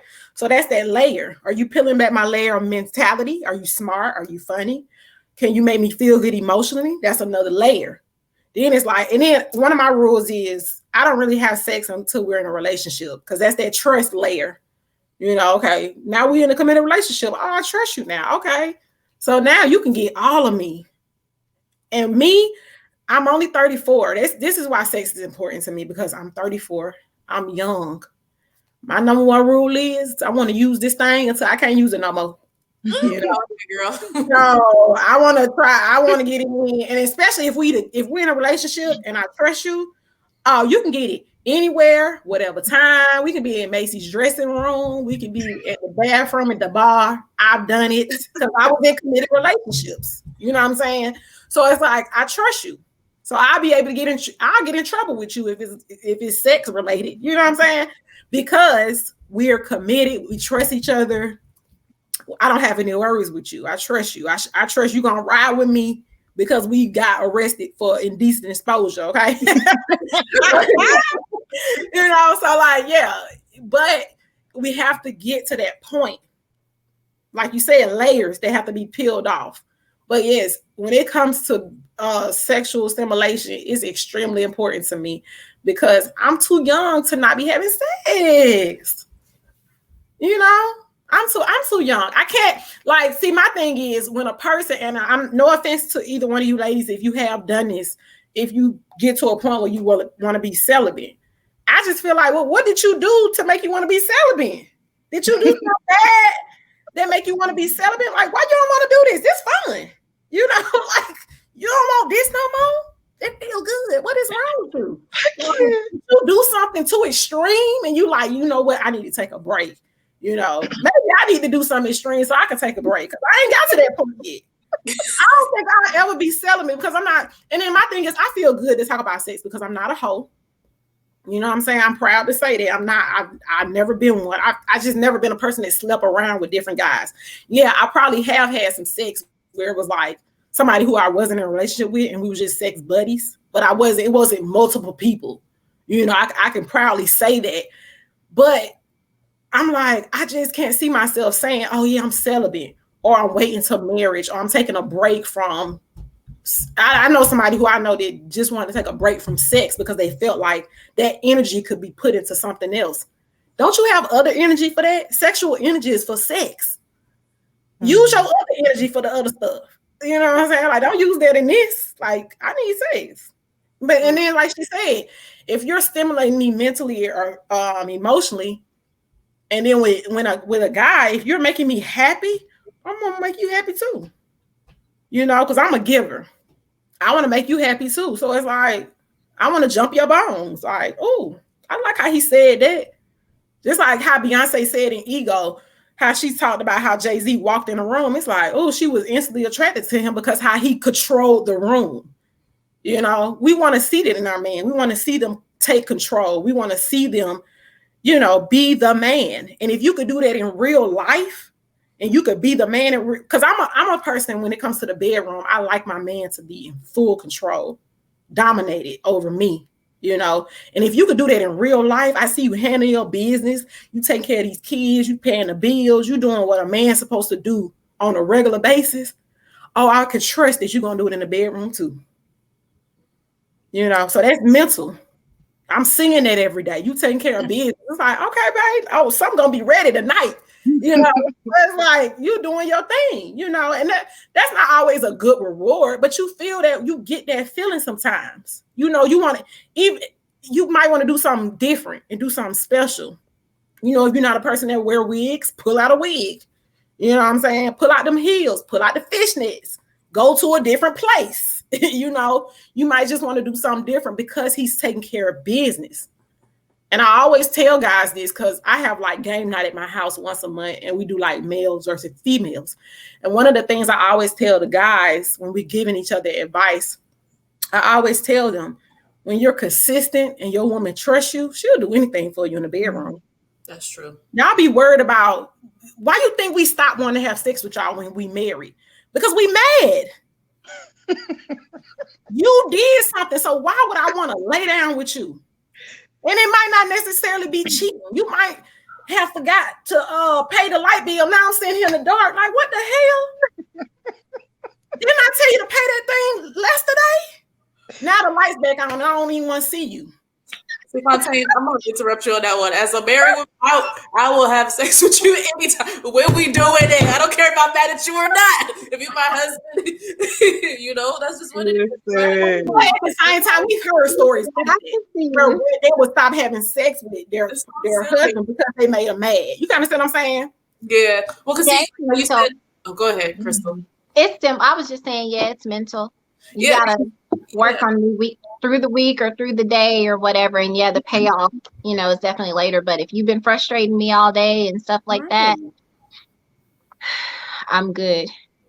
Yeah, I never felt like that. I was like, I'm a little mad at you right now, but I still want to get it. Can you just bring yourself on over to this room? But like, okay, we'll work it out through missionary. We'll work it out through missionary. Let's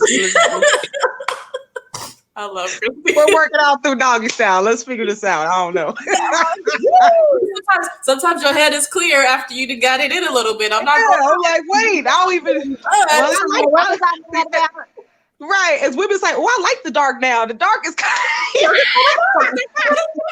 You got some candles, put some candles out. right. Like, let's set the mood, babe. Let's set the. I'm telling you, I'll be like, well, it is what it is. Now, I will say this though. The last relationship I was in, when he was mad at me and we had sex.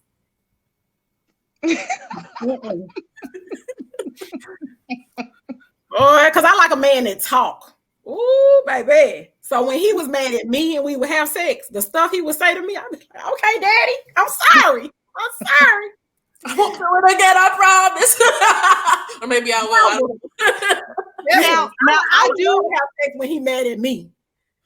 Now, I do want to say this because I think that men sometimes get offended when we have to be honest about the sex game. Now, sometimes it's not just about having sex, but what is happening during. So, you know, when it comes down to like size and, you know, like motion of the ocean and, you know, all those things are taken into account. And I think that sometimes men get a bit offended, you know, when it comes to like, and I think, and I say that to say that sex is honest.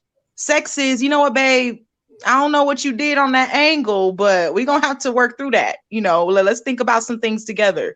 Or him being honest with me, like, you know, babe, the pink wig wasn't really it. Let's try a green one. I don't know, but just that level of transparency to say that I don't think that was good. And maybe we can make it better together. Because men just get, you know, it comes back to the sensitivity. They get real sensitive, you know, and not every woman's asking for a 10-inch schlong. Now, mind you, that is a blessing, but, you know, it's not always the case for men. So I think that working with what you got and just being proud and confident in that. I think confidence is key, too, when it comes to sexual experiences, because it's not just about like, you know, looking at Cardi and Megan, you know, flashing WAP all over the screen and thinking that we can too do that. I mean, if you can, great. If you can't, find a way to make it yours and find a way to really own your sexuality. So that's key. So I've implemented something. What I do is I'll do this because it sets the floor and it opens it up for both people, right? So I always say, okay, improvements and highlights, go right afterwards. And at first it's something for somebody to get used to because it's like, wait a minute, she's like asking me for like, you know, but I just set that tone and I'm like, hey, improvements, highlights, what did you like? What didn't you like? Right. And then it opens it up and then they're like, oh, well, what about me? And then they've asked for it. I haven't like said like, oh, can we like, no, I'm like improvements, highlights, go. What is it? What did you like? What was the best part? You know, like that kind of stuff. The good, the bad, and the ugly. Mm-hmm. And it makes it better. It just opens up a like open line of communication, but also you know what your partner likes and what felt good for them and what made them enjoy it more. And sometimes you'd be surprised it's not the things that we think that they are. So when I started doing that, I just got, you know, better feedback, or I just understood my partner a little bit more, you know? Mm-hmm. Yeah. And I will say this, no more faking orgasms. I want to just put that out in the world in case women are succumbing to the fake orgasm. I release fake orgasms in people's lives right now. I rebuke all fake orgasms. You know, it comes back to honesty. Like I did not, you know, I literally I remember the situation where I literally was laying there and I was trying to give him the face like, now, you know, my face and you can tell now she might be doing her own thing because she's been wanting it for a while, but you see what's going on up here. Robin, I'm literally looking at you like stale. So what is this? What are we doing here? I think men get in their head, you know, and it's like, it's just about, like you mentioned, the selfishness. Like, I gotta come. I'ma just come. And it don't matter if she comes because I gotta come. It's like, sir, but did you look in my face? Because I'm stale. I'm done. She's working her own little magic, but I'm done up here. What is going on? Robin from Wait to Exhale. Oh, yeah. Well, it's a mechanical thing for them. It's because the thing is they can do this thing repeatedly to achieve a specific result for themselves. So it's kind of applied. Remember, they're solution oriented. So it's kind of applied to us as well. That, okay, if I just keep going, I can hit a specific result, but that's not the case. So they're very mechanical too. That's why we got to break that down a little bit when we when we talk with them afterwards. Like, hey, you can't just keep going and expect to hit some kind of result. It don't work like that. And also, like, there's different types of orgasms. It's not going to always be like a explosion. Like, it's just, there's different types when it comes to, just as far as, because for us there is very mental too when it comes to that. So there's a lot of research and there's a lot of reading that folks should do when it comes to the female orgasm and what that looks like. Because once you know how to like identify it, then it's a different experience when you're starting to like put more focus on it. It's not just gonna be this explosive, reaction every time. There's levels to it. There's different types. Yeah, that's good too. Well, go ahead. No, you have one more thing to say. Go for it. Yeah, I was just gonna say also, it was a whole thread on Twitter about the fact of how, I don't know if I can say this, of like how freaky women are compared to men. Because I don't know if y'all been in situations where, you tell your partner what you want. And my number one thing I say is I really don't have any limits. Like, I have maybe one or two things I will not do. But everything else I'm open for. Like, the things I tell guys I won't do, they be like, oh yeah, I'm not gonna do that either. So, but then when I tell them what I do want in my fantasies, it don't never happen. Like, when I tell them in the beginning of the dating phase and the relationship phase, they be like, oh, that's easy. And you never had a guy do that? No, because when it comes to what I want, it gets pushed to the back burner.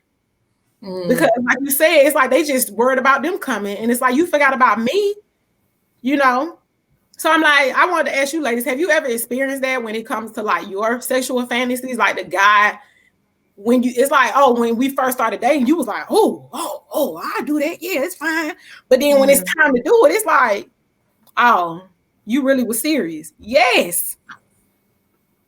I don't even bother sometimes because I don't want to be set up for disappointment. I think I have to see in him that he is open sexually in the beginning for me to even express my sexual fantasies, because when a guy kind of sees sex as one way, just and it's and bless their heart, but women have always been able to be more creative in how we express our sexuality, I think, compared to men. But I think because men talk about and think about sex more, that it's appeared that they are more sexual than women are. But we are extremely creative and extremely, the way our minds are too, the way we can think about something and immediately fall into that kind of character and role. I mean, that's incredible. So I have to see kind of the precursors first and then I can kind of determine, like, you know what, I am going to tell him I love pink wigs when I'm in the air. I will tell him that, because he seems to be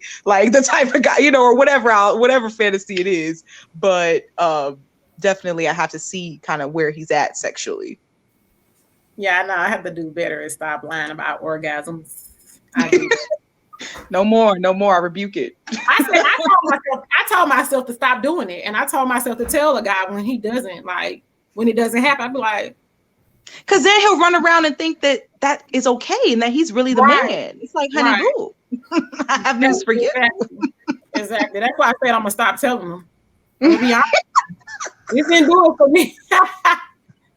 Right. It's so funny because, like, I think once you have one, like have a real one, a couple of real ones, then you stop faking.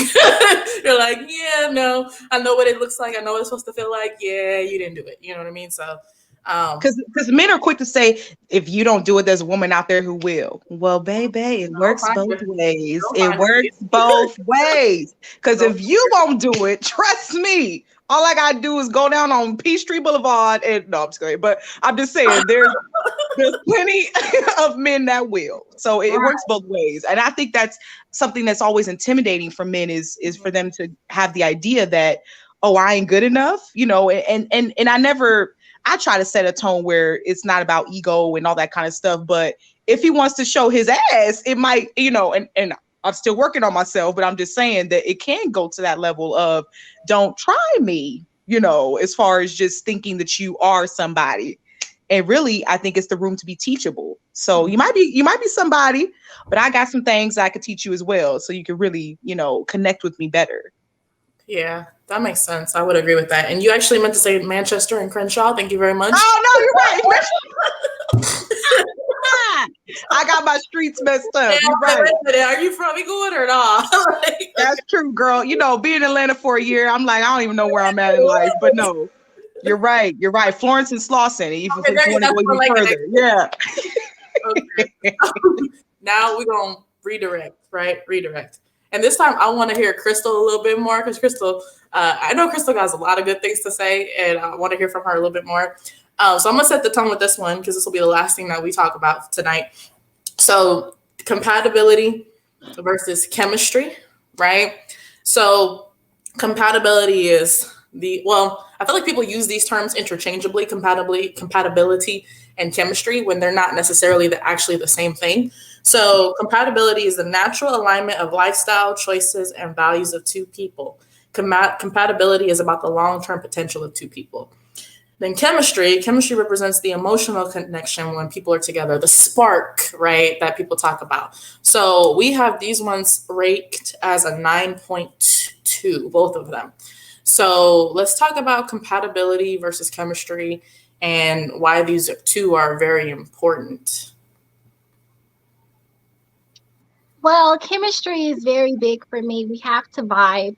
We can be compatible all day, meaning have the same, like you said, have the same interest and concerns and things like that. But if you don't do it for me, you don't do it for me, and we're not going to be able to move forward. And it's a lot of people would be like, oh, you should like this person because you both have this in common and da da da and da da da. But it's like, if I don't feel anything, I'm not going to just try to like somebody just to be trying. Something has to be there for me to want to pursue them, further.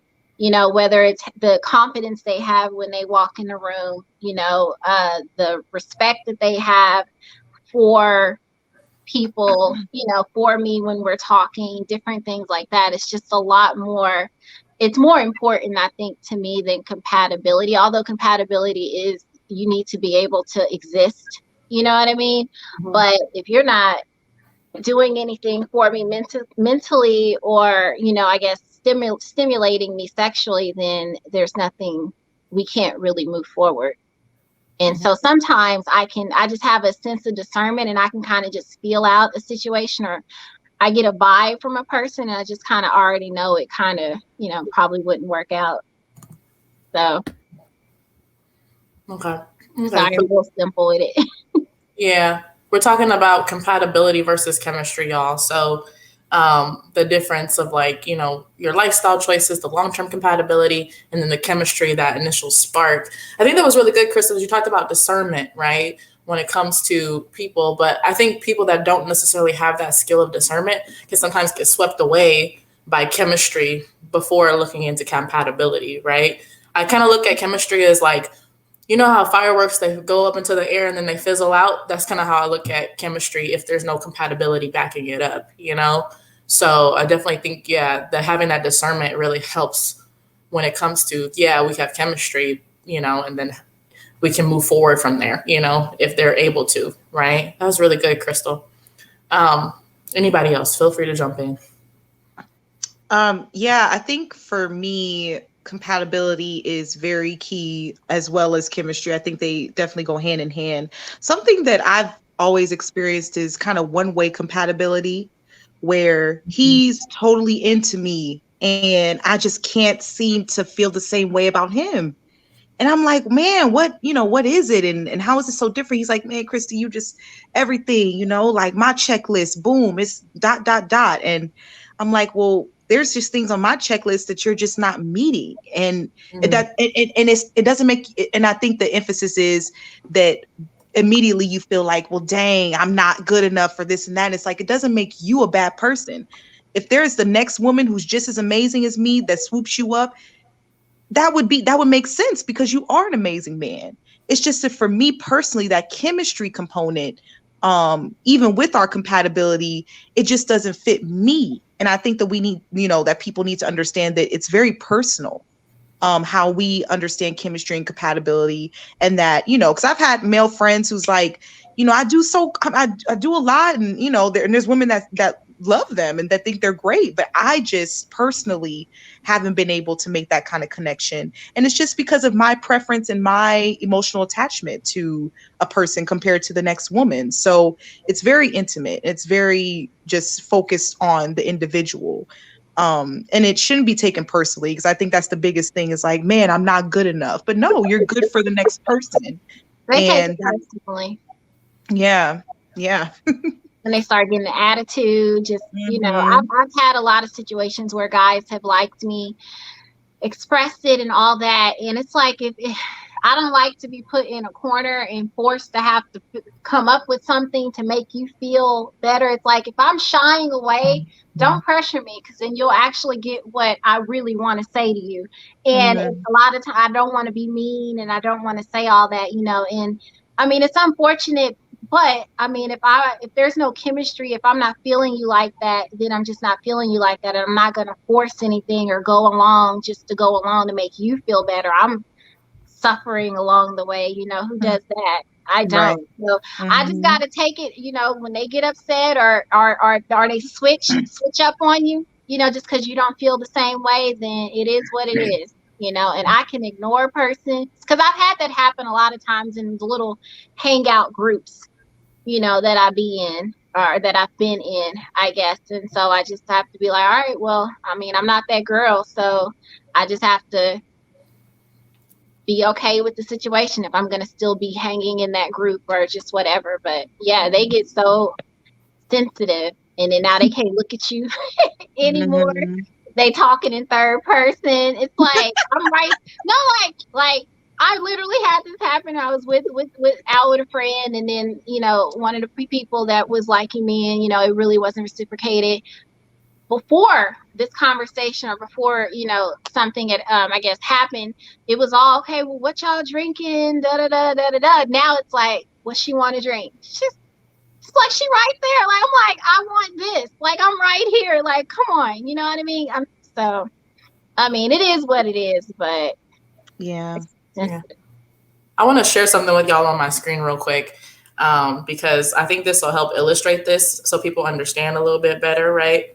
Um, because sometimes people think that just because I'm compatible with you means that you have to be compatible with me. So Yeah. the circle here in this instance, the circle was Christy, right? Christy, or excuse me, there's the guy that Christy was talking to, right? So he was really happy because Christy was meeting all his needs. Christy in this example is the square, right?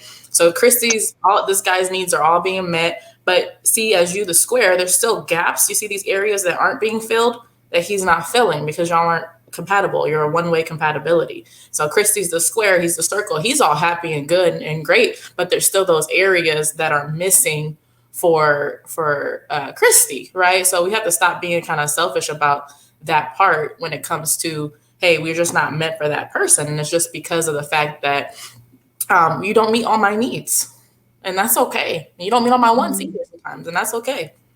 Yeah. I mean, there's 7 billion people in this earth, and I'm only meant for one person. I'm gonna kiss some bad frogs. You're gonna kiss some bad frogs. This Mhm. idea that like you met me, and now because you met me and we get along, we're supposed to ride in the sunset together is crazy to me. It's Yeah. like there's things that I require as a woman, and even things and even standards that maybe no man could reach, because I'm just that kind of, I mean, so I also need to just kind of understand that my list is going to change and shift too, but there's some things that just won't change, and some things that are written in stone that I need. And because we get along cannot be the precursor for a lifelong, you know a life together. It has to be more, and I think that women require more constantly, and men, they're pretty content with some things. They'll, as long as you look good, and you have a good job, I have a good job, and we laugh and we get along. Sometimes for guys that's more than enough, and for women that's our bare minimum. That's the standard. You're supposed to do those things, but what else are you doing for me that makes me feel that, wow, day in and day out, I can really rock with you. You can be my person. So how do you ladies feel about, I say guys, I'm from the country. Yeah, I know. Like, But what you got ladies feel about the concept that the male in the relationship should be more into the woman than she is into him for the relationship to thrive? mm, Because I feel like that's what my relationship has to be for it to thrive, because I still want that chase. You know, I want to give him that power to make him feel like he's in control, you mm, know. And I need a man to be more into me than I am into him. Not necessarily saying that I'm not into him, that I'm not attracted to him. I just don't want to be thirsty, like mm. all up on him like a toddler is or something like that. Like, I just need him to be a little bit more leaning towards this way than I am leaning towards that way for it to be successful. And that's just me. I like that. Yeah. I think for me, it's like, I want healthy competition in our romance. I did something. Now he's like, she bought me the Rolex. Now I got to buy her the Movado, or I don't know, but it's healthy and it's fun. And we're always one-upping each other in the way that we want to love each other, because we never want it to be stale and we never want it to be old and just kind of settle in this idea of companionship, because marriage, after some years, it can just be companionship. I live with them. They pay, we help on each other's rent. They're pretty much it's a roommate in your relationship. It's just, now you just become good old buddies instead of really partners and intimate and romantic and, constantly kind of building fire. So I definitely see that. And I think, I feel that because a lot of men kind of get more lax than women. And like you mentioned before, like, women are always ready to, like, babe, I love you, and what's the next thing, and how can I show you next, and how can I give you more? And men are kind of just like, well, I pay the bills, baby. I'm tired. I'm gonna come home. I'm chill. You good? We good. It's like, what? No, let's go out. Put on some clothes. We're going on a date. So we're always wanting something new, and I think men kind of get a little too complacent. So I like the idea of healthy competition. You should definitely continue to date. You know what I mean? Do the things that you were doing to lock me down. You know what I mean? They say men love a chase, so you should always provide them the opportunity, I guess, to chase you in that relationship, I guess, But you definitely should continue to date and do those special things that you were doing in the beginning to grab the attention and to, like, lock each other down, I guess. And so maybe they should love you just, or a little bit more, or care for you a little bit more than maybe you do, just so they have that. So it'll be a chase about it to them. So I guess they'll stay excited for it and in it, I guess. I would also have to add to that and just say that, like, yes, I agree with all of that as far as, like, still kind of, dating along the way, still providing, like, a sort of a chase. But also, we don't want to give the perception that they can't get it. Also, that's the thing. Like, we want to make sure that, yes, we're providing a little bit of a challenge, and there's challenges and there's ways to throw out standards that need to be met throughout the courtship and throughout once you finally get into a relationship. But we just want to make sure that they don't ever feel like they can't have it though too. You know what I mean? Show them what they can get, but don't let them get you all the way, but show them what they can have, when it comes to being with you. I think that's the only thing that I would say when it comes to that part, just make sure that they know they can get it. Totally. Mm-hmm. Mm-hmm. Was that it on chemistry and compatibility? Okay, well, I didn't really want this to end, but I guess that was the last one. I mean, we had one more on here, but I mean, after everything that we talked about, it's kind of like, yeah, all right. I mean, it's important. It was a 9, The last thing that we had on here was my partner needs to be successful too. Oh, that's very important. Yeah, let's not skip that. Hold on. I just been here for 2 hours, so I wanted to make sure I was respectful of everybody's time because I only requested an hour. So, but if we want to talk about it, we can talk about it. I'm cool with that. So let's get it. Oh. I know for me, like, it's very important because I ain't gonna lie, I don't want to work. I would say this, and I don't want to offend anybody or make anybody feel some type of way, but I have always saw myself, and I do still see myself today as a person that takes care of her family. Like I just see that in me. Like I see myself just being this person that I love being a homebody.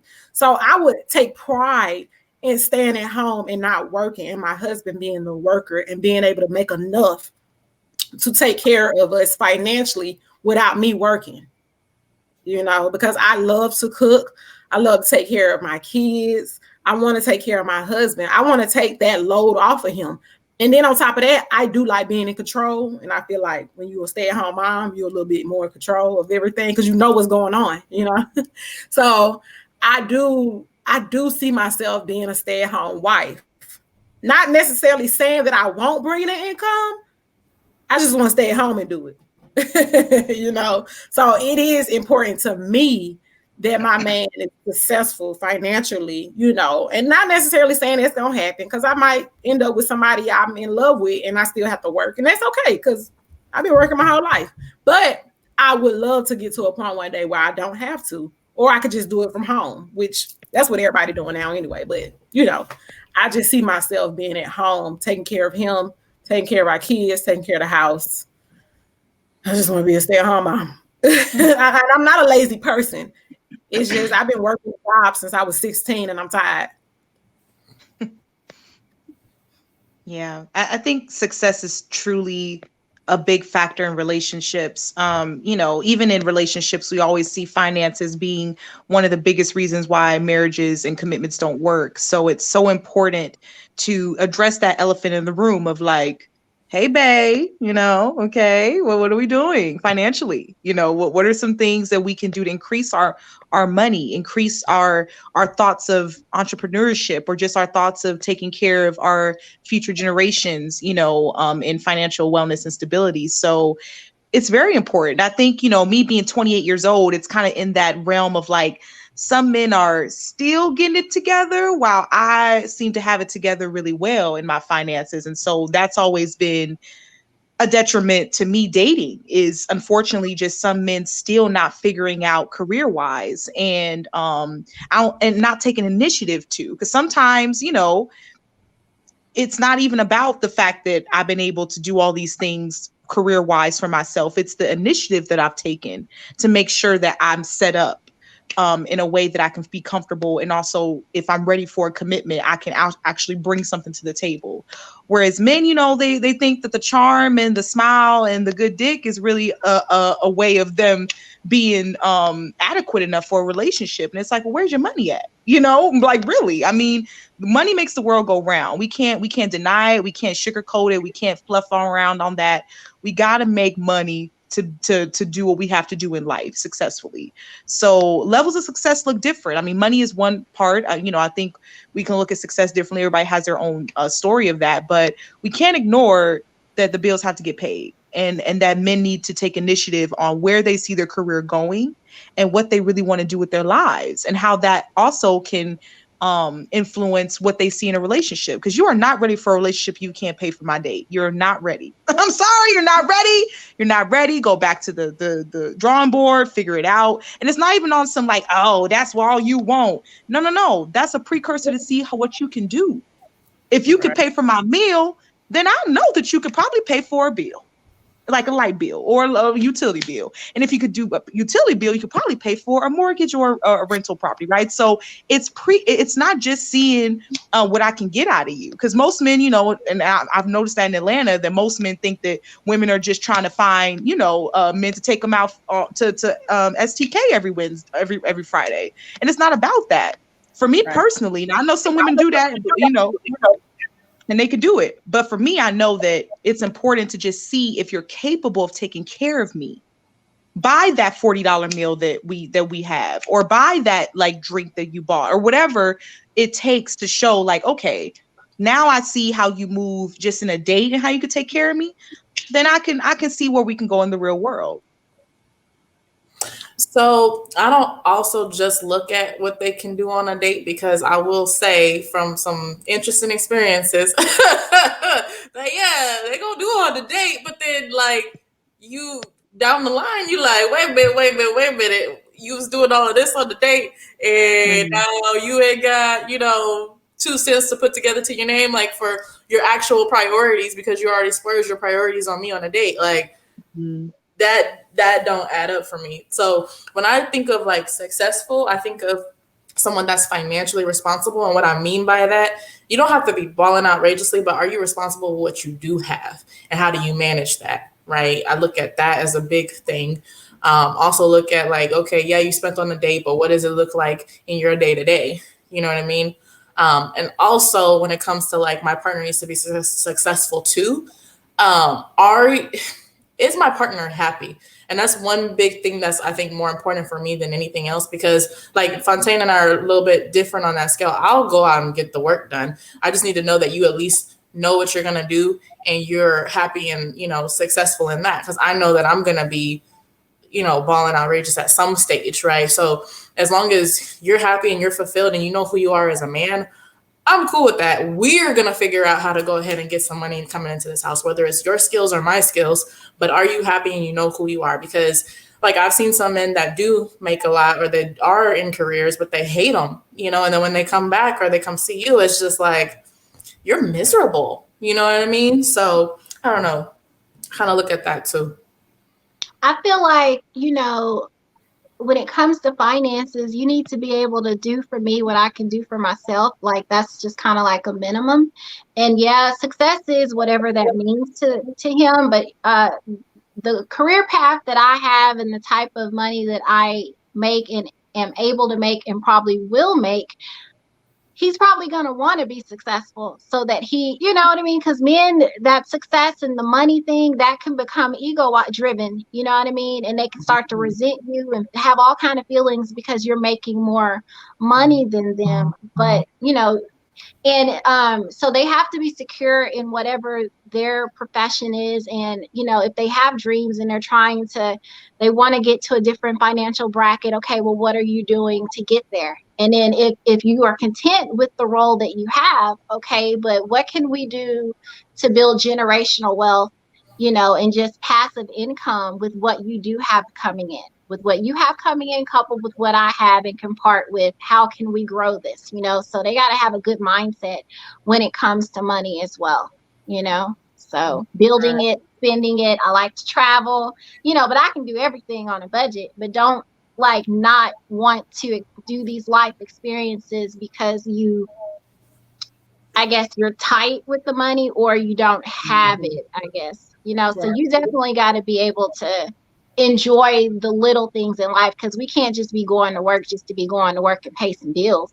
Like Okay. money is meant to be spent and to enjoy life. Now we're not going to go for broke trying to go out here and do this and do that because tell me, we can set a budget and I can stay within the budget and get creative when it comes to enjoying life. But for the type of success that I have had and the things that I just like to do in general in life, and experiences I like to have, they're going to need to be successful to the best of their ability financially, and they're going to have to be mentally able to be okay with how I like to do things, I guess. Right. Uh, Yeah. When it comes to as far as dating, when it comes to finances, like, yeah, and I'm in Atlanta too, girl. So I know like everybody here just feel like all the women here just want money because most of the women here are more successful than the men here. You're in a black mecca. Women are successful here. They're very educated because hello, Spelman, we're very educated here. We have way more money than men do in Atlanta. So it's like men be trying to get with women who have more than them because like, okay, but you don't even have as much as I do. Why would I date you? You really think I'm gonna date you? But I always tell men, I tell my friends this, treat me like you tell your daughter she should be treated by men. So you would be okay with your daughter dating a bum? No. So why you think it's okay for me to date a bum? You know what I'm saying? So it's like, and then one of my friends in college, he looked at money and dating in a great way when it comes to how women look at money and dating. He looked at it the same way women look at it because of the fact that his daddy taught him, what are y'all gonna do? If you don't have a job and you're not making money, what y'all gonna do? That's how I look at it. Like, what we gonna do? Because I ain't paying for everything. You know what I'm saying? And then, like she said in the beginning, like, yeah, I want to go on dates. They don't have to. I don't judge off of the dates we do. You know, it don't have to be extravagant and all that kind of stuff. But I look at dates more of a fun thing. But at the same time, you're paying. So how are they supposed to get paid for? Because to be honest with you, I don't bring my wallet with me when I go on dates. Because I know for a fact you paying for it. But we're not even gonna have that conversation. Now, when we get to the point where I like you, then yeah, I'm gonna be like, hey, be ready by 7. I'm picking you up. You know, but but yeah, in the beginning, I feel like it's just be easy. Like if y'all have already had the conversation that y'all gonna go Dutch, or y'all already had the conversation that she might be paying for it, then okay. But it's a unspoken rule. The guy is gonna pay for the first couple of dates. Like, let's be honest. Like, and I don't understand why guys have to have a conversation of why are we having a conversation about this? Like, you're grown. You don't know that. Why? No, I'm not. So I guess we're not going then. I guess we're not going then because I'm not. But finances are extremely important because at the same time, like she said, generational wealth. I look at generational wealth when it comes to like if you're married or you have a child with somebody. For me, it's about what you teach. Because it's that I think it's a Bible thing maybe about like I can teach you how to fish. Teach them how to fish. You can feed I can give you the fish, but I'd rather teach you how to fish. Is that how it goes? Yeah, for a lifetime. I feel like when it comes to finances, I'd rather teach my child. Of course, Bill Gates ain't leaving his kids a dime. Him and his wife, they already have it written down. They not getting 1 cent of his money because they have been in plenty of positions. He have put them in positions to make their own money. Their money is already going towards charities when they die. They not getting 1 cent. That's how you supposed to raise your kids. Like my daughter getting all my stuff because I only got 1 child. But at the same time, I'll be glad to know that I left her with the mindset to make money. Totally. So I think we keep talking about the very extreme levels of it, where someone's just like dead broke, or someone is really like making money. What about the people that are like the guys that are in between? You know what I mean? Where like they're handling their responsibilities, but they're not ballers. So let's talk about like because most of us, I'm gonna be honest, there's well, that's me. I was gonna say that's me. I'm not a baller, but I can stretch a buck and we're gonna have a good time doing it. So I think it's just the creativity. Yeah, you gotta be creative with your dollar bill. It's not just about having because people blow a whole stack on a small little section in the club where the chairs are really uncomfortable. And I'm like, this ain't fun. But we just blew $1,000. And you gonna stand up anyway. Right. And we could have been somewhere in Mexico sipping on Mai Tais the whole week. So it's the creativity and it's the thinking outside the box. And I think that's something I emphasize in what I want in a man all the time. I can't have status quo. I can't have mediocrity. If you're going to step to me, you come with something different. You come with something fresh and new. And you come with knowing who you are. And no matter how funny your money is now, I want you to have the mentality to try to intentionally make it better for yourself because you see me doing that. And like you were saying too, Crystal, like if you see me, on my stuff, I would hope that it would be some form of inspiration for you to be on yours, if not more. I believe in everything you said. Put it perfectly. That was good. Amen. Done data. Well, I mean, it's true, but I guess my biggest point is, and this is something I'm just going to say for everybody on the live that's listening, because one of the things that we got to look for when we are dating, when we are courting, and we're thinking about turning this into something long term, one thing you got to pick up on like extremely quickly, and I'll say this could be the detriment of a relationship, is that if you don't pick up on whether or not somebody is even willing to grow, that's another thing. Because when you get married or you decide like that's it, right? Someone could start off here in the middle, right? And this is where they're at. We have no guarantees if they're going to go up. But if they go down, I feel like we could at least expect them to get back to where they started, which was right about here. So I just think that that's something that Because when we say I do and we like decide that that's it, like we really are committed to who they are at that particular time and who they are. And we can't guarantee that they're going to get any better. So you got to look for and know if someone actually has a growth mindset versus a fixed mindset. Because that's where, like, sometimes women, I feel like we get into the trouble of looking at somebody's potential versus who they actually are. And so that's just something I wanted to throw at the end of there because, we could be wanting our partner to like match our hustle, match our effort, but did they start off like that? Yeah, not gonna marry potential. You gotta be either you gotta be there or you know what I mean? Yeah. Like you gotta have that mentality before I say I do for sure. You gotta have shown me, along the way, once it was kind of brought to the light, like what are the steps that are being what have you steps have you taken? How have you progressed in that manner? Because I'm only gonna continue to move forward and stuff, so gonna have to get on their game for sure. Indeed. Like I feel like I know I'm probably going a little bit off subject, but just to say this, I think in the beginning of this conversation, I feel like it would have been important for us to know each other's status. And I'm not trying to get in nobody's business, but like I'm single. I've never been married. I've been engaged twice, but I've never actually been married. And now at 34, I don't want to get married. I don't have any desire to. I do want to be in a relationship and I do want to fall in love, but I don't think I'm somebody's wife.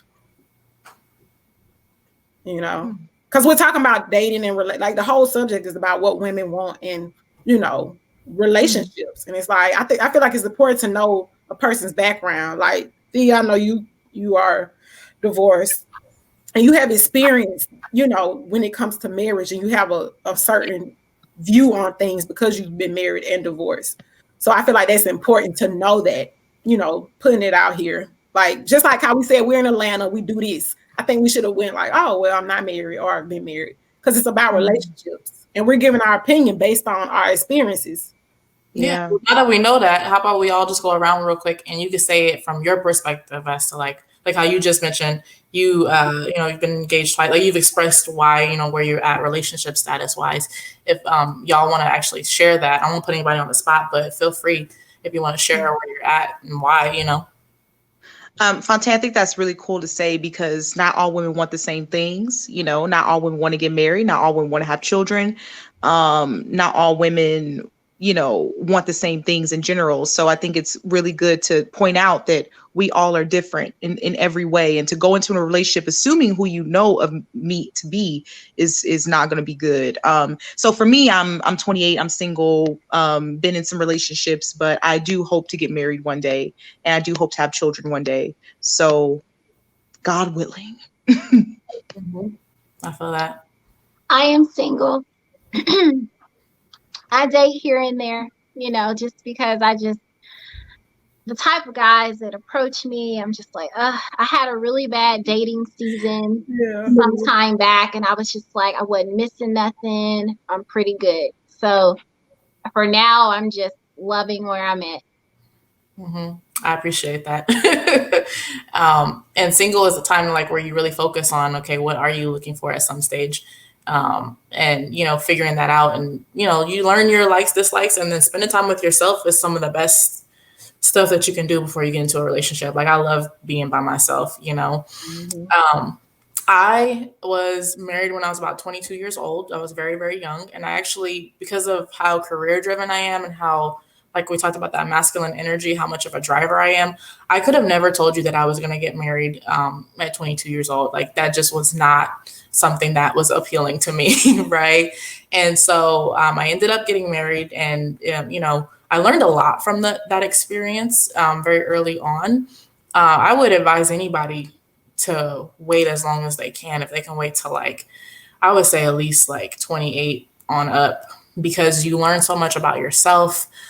You discover so much about where you're going, your career, choices, who you are as a person, what your habits are, because they change when you come out of college. Like, you're in a very If you've gone to college or you've been at your parents' house, you come out and you're on your own now. You're in a very controlled environment before, and then you come out and you just get married all of a sudden. Because I got married right after I graduated, right, a couple months after, and you definitely learn a lot about yourself in the process of being married. I learned so much, and I was just like, it helped me be very honest with myself as far as things that I know that I can improve on, things that I know I am good at, and things that I'm willing to stand up for. And you start to learn what those things are through a committed marriage like that, because you can't go anywhere. You know what I mean? Eventually you might get divorced, but that's not most married people's first go-to thought. It's like, I can't go anywhere. Like, I'm with you. You know what I mean? So it really puts some pressure on you to figure out who you are.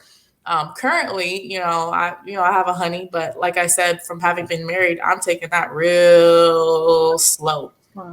Turtle speed, because you know what? Like, over time, that's when you learn about someone. It's not the first 3 months, 6 months, whatever it is. You learn over time if you can count on somebody. You learn over time if you can trust someone. You learn over time if they get you emotionally, spiritually, like we talked about earlier today. So time is really the biggest test.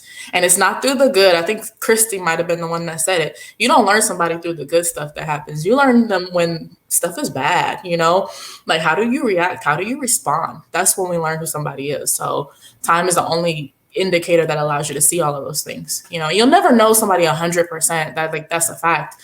But you can see if who they've shown you can love through tough times. I think that's the most important part, Yeah. Amen to that. Somebody getting hit up right now. Who are they? That was me. Sorry, y'all. That was me. You ain't gonna be single for long. See y'all later. It's a hotline over there. It's gonna be another conversation on finding true love. No. On episode 2.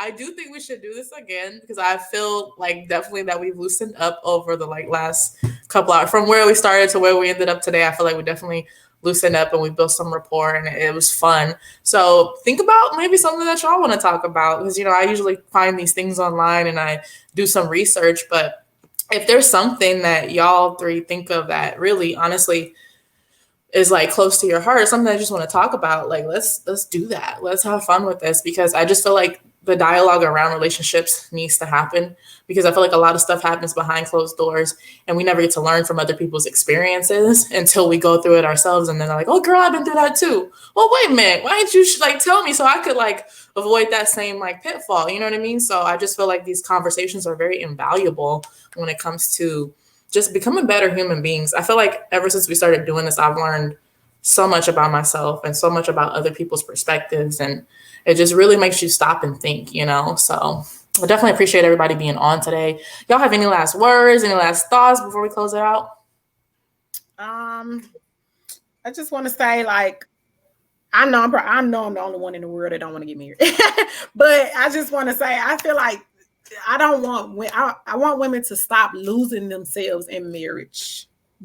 I hate to see that. I have a really close friend who just got married, and she's already lost. It's only been a year, and she has neglected the things that have made her happy. And I'm going to hate the day when she looks up and realize that she stopped doing things that made her happy for her. Yeah, you got your kids, you got your husband, but what do you want for yourself? So that's just the advice I want to give. I hate to see women do that, because we the only ones that do that. Men still have their buddies. They still do football. They do everything they did before the marriage. But women, we don't do that. We neglect things because we want to be focused on our husband. We want to be focused on our kids. You can do that and still be happy and have a life of your own. Own something that only belongs to you. That's good. Yeah. I think for me, parting words would be always love internally so you can let love flow externally. I know it's cliche. You have to love yourself first, but you really do. You really do. And I think that the journey of doing that is important too. And operate out of your overflow always. If you don't have enough in your cup to give to others, just wait until the overflow, and you can give as much as you want. But if there's nothing in the cup to give, keep that to yourself. Mm, Give it to yourself. Mm. that's You're a so word. sweet. I got quotes for days. I'll give y'all a few if you pay me well. No, I'm so simple. Listen, don't settle. Don't be the only one compromising. I mean, don't settle is the big thing. Love yourself. Mhm. Uh, somebody shows you who they are, believe them, and just don't settle. You don't want to look up and just be married with children and all this stuff, just to say you have a man and just to feel like, okay, well, I have somebody. You know what I mean? I definitely feel like a lot of women and, a lot of women, that's what they do. So my biggest thing is just don't settle. Don't be the only one compromising. It's a Yeah. two-way street. Mhm. You're not going to be happy. You can't. He cannot be the only one always getting what he wants. All the time. I mean, it's gonna tear you up and it's gonna kill you. You're gonna die. Your spirit is gonna be so low, and Mhm. that's not gonna be good for anyone. Because if you don't take care of yourself first, there's no way for you to be able to take care of anyone else and give them the love that they need from you and that they desire from you until you can give that to yourself. So, Mm. my parting word. That's good. That's good stuff, y'all. Thank you, each and every single person on this call, on this live. This was fun. I had a good time. Fun. Yes. I have the topic for the next episode too already. Me too. Me too. Okay. So we good. I got a good one. Can I say it? Wait, I'm gonna end the broadcast because we don't want to tell everybody. I'm gonna end the broadcast. So we'll see y'all later. We'll talk about it right now. Okay. Thank you guys for being on. See you guys later. Bye, everybody.